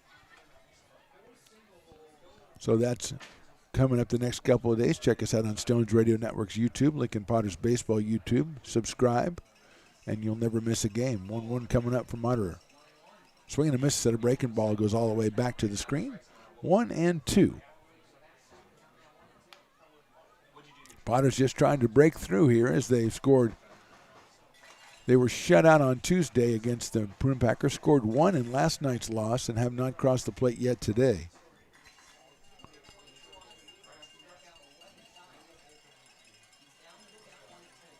Here's the 1-2. Garrity takes a fastball, just misses outside and high. 2-2 on Tyler Garrity.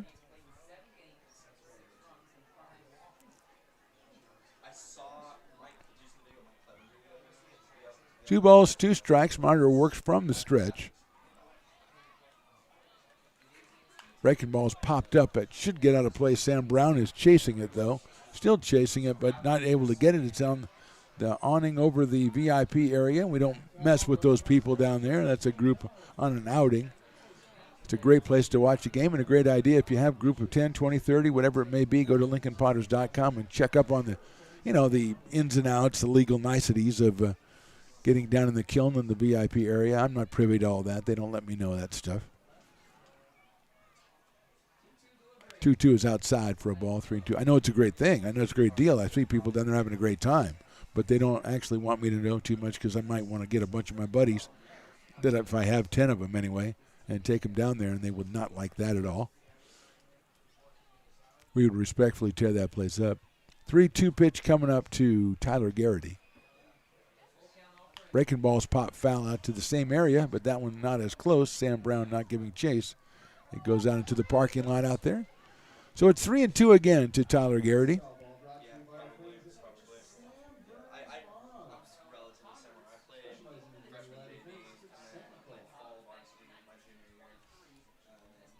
Three-two coming up again. That's chopped out towards short, cut off by the third baseman. DeRoe, he throws across the diamond to get Garrity by a half step at first. So good play by Hunter DeRoe at third. If he lets that come through all the way to Travis Sanders, probably not going to get Garrity at first base, but Tyler is retired. 5-3, it'll bring up Cade Sanchez, who has the only Potters hit today, a line drive, base hit back in the 6th inning.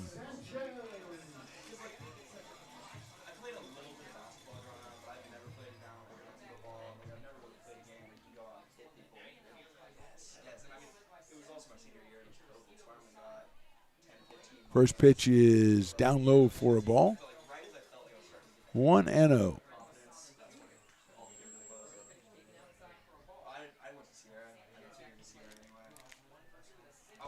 One ball, no strikes on Cade Sanchez.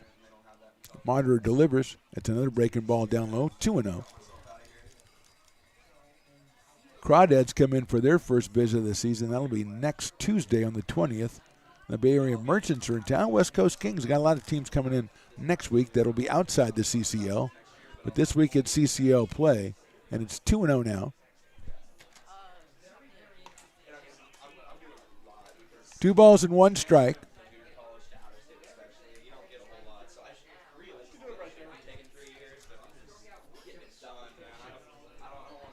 Two and 1.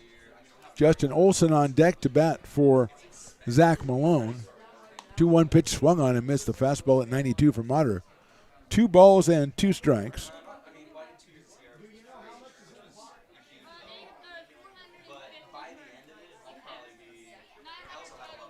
Two and 2 now on Cade Sanchez.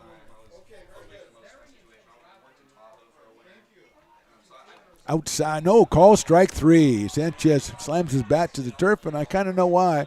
It looked a little bit far outside there, but Sanchez is out on strikes. 2 outs for the Potters, and Justin Olson, the big first baseman, the usual first baseman, will come in to pinch hit for Zach Malone. Out of Colorado Springs, Colorado, and the University of New Mexico, the big left-hander, who had 2 hits in the game on Tuesday, comes in here with 2 outs and nobody on in the 8th. Fastball right down the middle for a strike on 1. 93 miles an hour for Monitor on that fastball. The right-hander from the University of San Diego is ahead in the count, 0-1. That's a fastball, just misses high and outside, 1-1.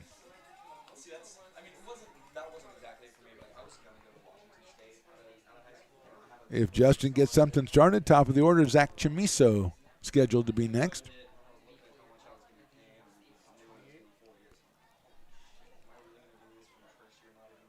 Fastball's in there again, 1-2.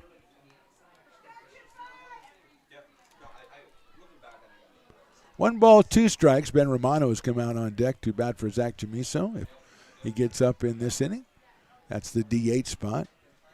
So we will probably, if we don't see him this inning, we'll see Ben next inning. 1-2 on Justin Olson.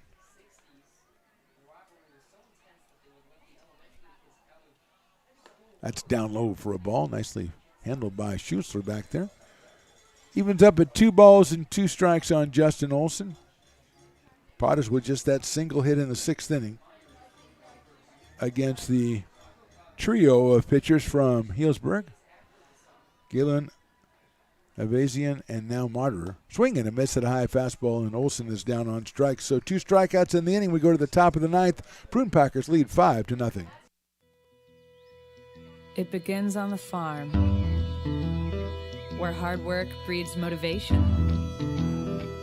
Care is taken under watchful eyes. With new growth comes inspiration, where playtime is mandatory. Welcome to Dueling Dogs Brewing Company. Meet the Stevens, a husband and wife who work hand in hand to craft exclusive small batch beer, mead, and cider. Using locally sourced ingredients to ensure freshness in every glass. Where a community of farmers, local artisans, and amazing food make for a truly inspired atmosphere.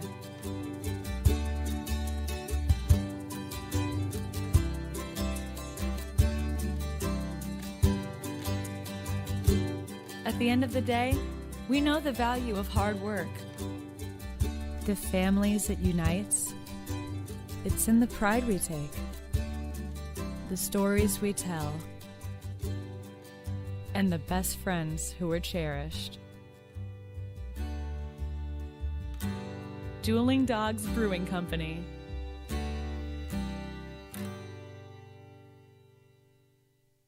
Lincoln Potters Baseball. Come on out and join in the fun. Top of the 9th. Potters trailing at 5-0. Alex Leopard, the pinch hitter for Robbie Hamchuk. Robbie was 2 for 4 today with a run batted in. And here is Alex Leopard, who came on, I think, in relief. He was 2 for 2 the other night as he came on late in that game. Left-hander pops one up down the third baseline. Herrera's going to give chase way over by the fence, but it's over by the grassy knoll. I didn't see any of the grassy knoll all-stars try for that one, but it's late. Sometimes they tend to nap a little bit, so we won't hold them to too high a standard. 0-1 on Alex Leopard. Out of Sebastopol, California, Santa Rosa Junior College. Another good year for them. Pops that one up to the left side. That's out of play. 0-2 now on Alex Leopard. He's followed by Sam Brown and then Hunter DeRoe. Leopard open stance from the left side against Colin Riley. Sails that one high, does Colin. 1-2. Riley, the third pitcher for the Potters. Tonko Susak started off, then Cooper Robinson, and now Colin Riley. He came on to get the last out in the 8th inning. That's in the dirt. 2-2 on Alex Leopard.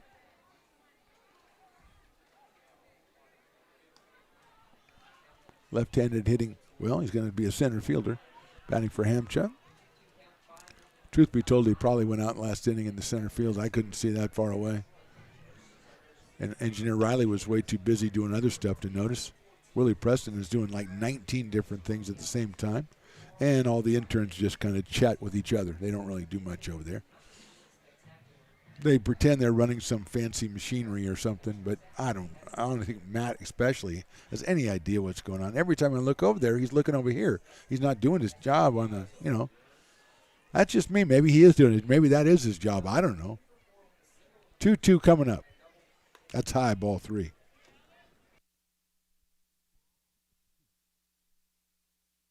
Three balls, 2 strikes on Alex Leopard to lead off the top of the 9th there. Healdsburg 5, Lincoln nothing. That's popped up left side and out of play on the left side. I was kind of hoping to keep it in play by not calling it foul. I was kind of hoping Patrick Carrera would have a chance, but he did not. So we come back and do it again at 3 balls and 2 strikes. Riley from Tulane University on the mound. That's hit sharply down the first baseline, just misses the Potters dugout, which means it just misses the dozens of Potters standing outside the Potters dugout. And we'll do it again, 3 balls and 2 strikes. Justin Olson is out at first base for the Potters after hitting in the 8th inning. That's popped up again. Now Herrera thinks he might have a chance, so does the catcher, but he doesn't. Lavin thought he might have it. They get my hopes all up, and it looks like they're going to go catch it. And it was out of play, so Alex Leopard's still alive.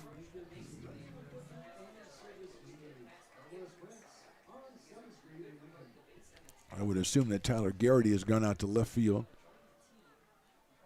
to take the place of Zach Malone, who he hit for. 3-2 pitch. Check swing, did he go? Yes, he did. Strike 3. Alex Leopard did not agree. But he is out on strikes, and that'll bring up Sam Brown, who struck out in the first, popped out in the third, struck out in the fifth. You don't think there's anything special about that. Then a home run in the 8th inning. Started off that 3-run inning for the Prune Packers. Sam out of Petaluma, California, is, as we delineated, 1 for 4. He drove one in. He stored it himself. Did it all himself to start off a eventual 3-run rally there in the 8th inning. That stretched a 2-0 lead into a 5-0 lead. So here's Brown. Well, eventually here's Brown as the catcher, pitcher, and batter all couldn't get on the same page there. So the umpire says, let's start all over again, and that's where we're at. Riley from the windup, the right-hander delivers. Nice looking pitch in there for a strike. Off speed at 81 for Colin Riley from the incredible town of Seagirt, New Jersey. Gas City, Indiana was my favorite hometown over the years, over the summers. Seagirt's moving right up there. That one sails high for a ball. Back to the screen over the head of Luke Lavin. He tracks it down. 1 ball, 1 strike on Sam Brown. Hit that home run back in the 8th, straightaway right field. Out toward the light pole out there. Not much of a doubt about it. Probably about 325 where he hit it out, 330. Check swing, did he go? No, he did not. 2-1 on Sam Brown. 6:35 tomorrow. The Mudcats from Solano come to town for their first visit. That's straight into the dirt for 3-1. That game preceded by the warm-up show with manager John Peters, as the Potters will attempt to get back in the win column, assuming they do not come back and win this one, which we are still holding out hope for. We still have a lot of cowbells out there that say we believe. 3 balls and 1 strike on Sam Brown.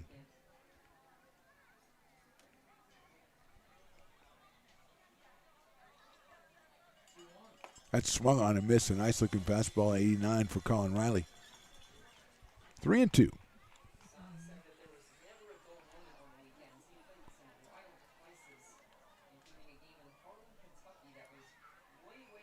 That's inside for a ball. Brown gets the base on balls. He's down at first base with 1 out, and Hunter Durow, the next scheduled hitter.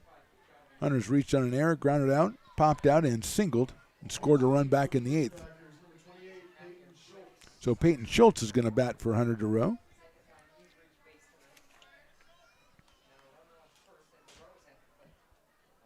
So Schultz comes up to hit for Durow.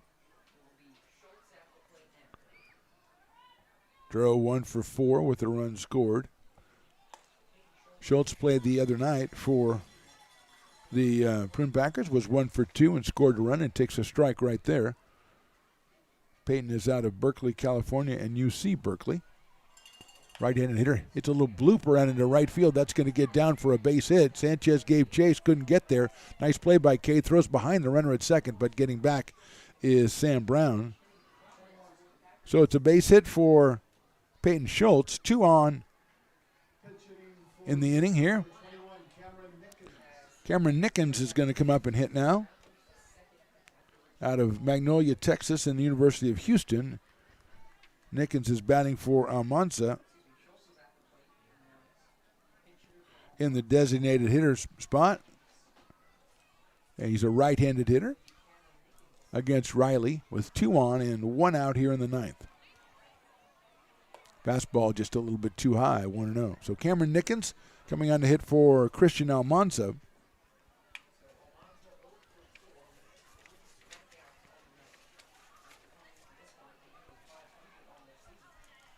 Fastball misses outside.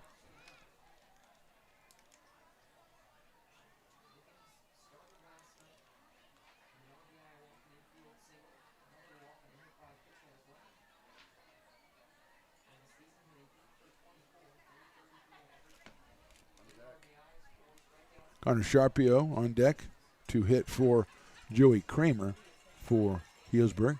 Swing and a miss. Nice looking fastball right there by Riley. 2-1. So Nickens hitting for Almanza.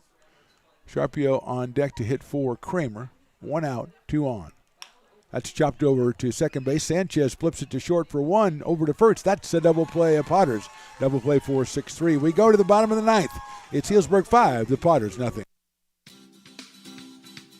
Astro Air Design Incorporated, where you feel the difference. We are a locally owned and operated heating, air conditioning, and custom sheet metal company committed to the highest quality of craftsmanship at a competitive price. Our trained and certified technicians have the knowledge and experience required to install, maintain, or repair your home comfort solutions. Our upfront pricing gives you the peace of mind because you know your price is locked in.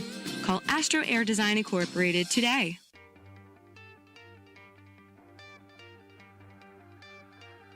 Gooseport Public House. We have sports on 10 big screen TVs, 23 beer taps with classics and crafts, a full bar with creative craft mixed drinks, live music, and most importantly, great fresh food. In downtown Roseville off Vernon Street, only 15 minutes from the ballpark. See ya at Gooseport.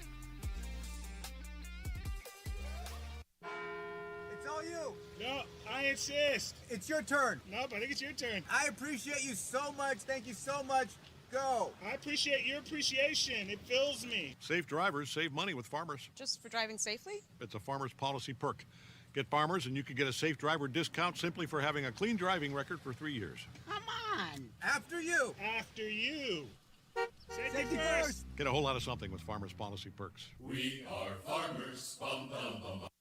Lincoln Potters Baseball.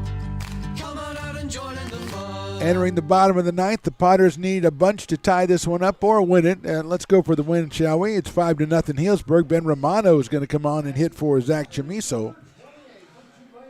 Out of Mendham, New Jersey, and Tulane University, Ben Romano.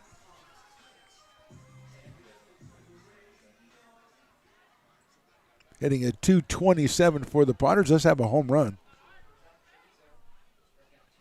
Takes a fastball by Martyr right down the middle for a strike.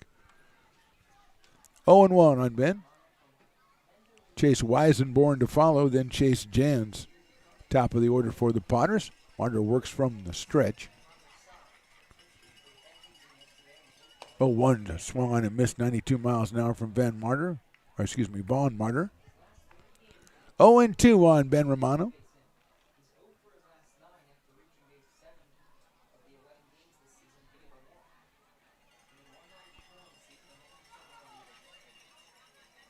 Fastball just misses outside. 1-2.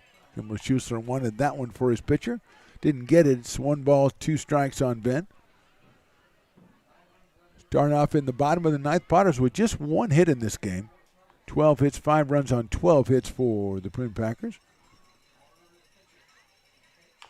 Chops one foul down the third base line on an off-speed pitch. JP is going to make the play, and make it he does. Guns it across the diamond.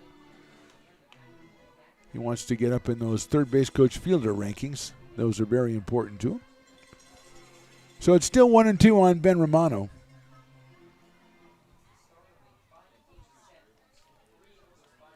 Potters getting ready for 4 games in 3 days against the Solano Mudcats. Romano takes outside for a ball 2-2. A loss here would drop them to 3-5 in CCL play. Long season, 32 games. 2-2.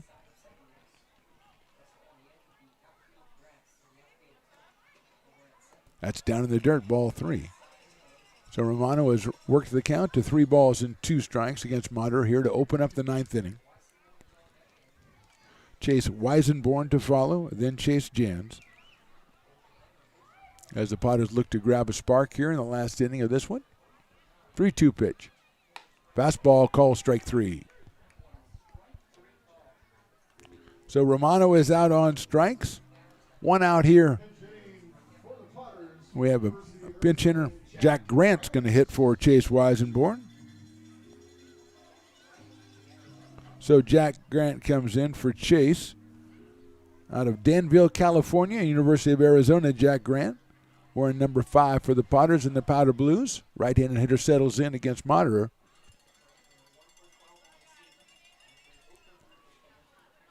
First one is right down the middle for a strike. 0-1 on Jack Grant.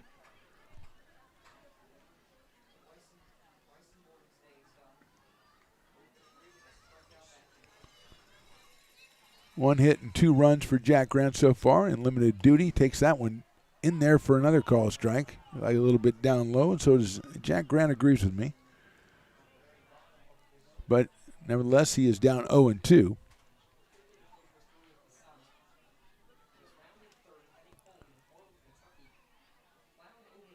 Fastball, call strike 3. So 2 quick strikeouts here in the bottom of the 9th. And that's scheduled to bring up Chase Jans, the center fielder. Out of University of Kansas, Chase Jans comes on. He has struck out twice and flied to center. And the fly to center, Robbie Hemchuk made a great running catch in right center field. As the Potters have just 1 hit, but that was the closest they got to number 2.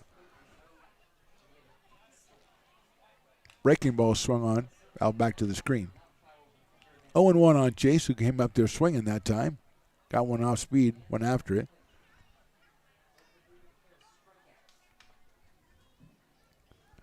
Chase 8 for 15 coming into this one.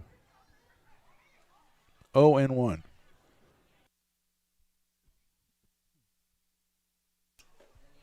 That one's in the dirt. Evens the count at 1-1. Ben Higdon on deck for the Potters.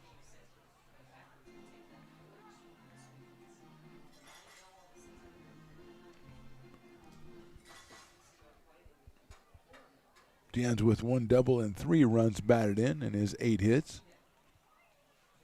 Hits went sharply right out to shortstop, handled by Sanders across the diamond to first, and that's the ball game. No runs, no hits, nothing across for the Potters.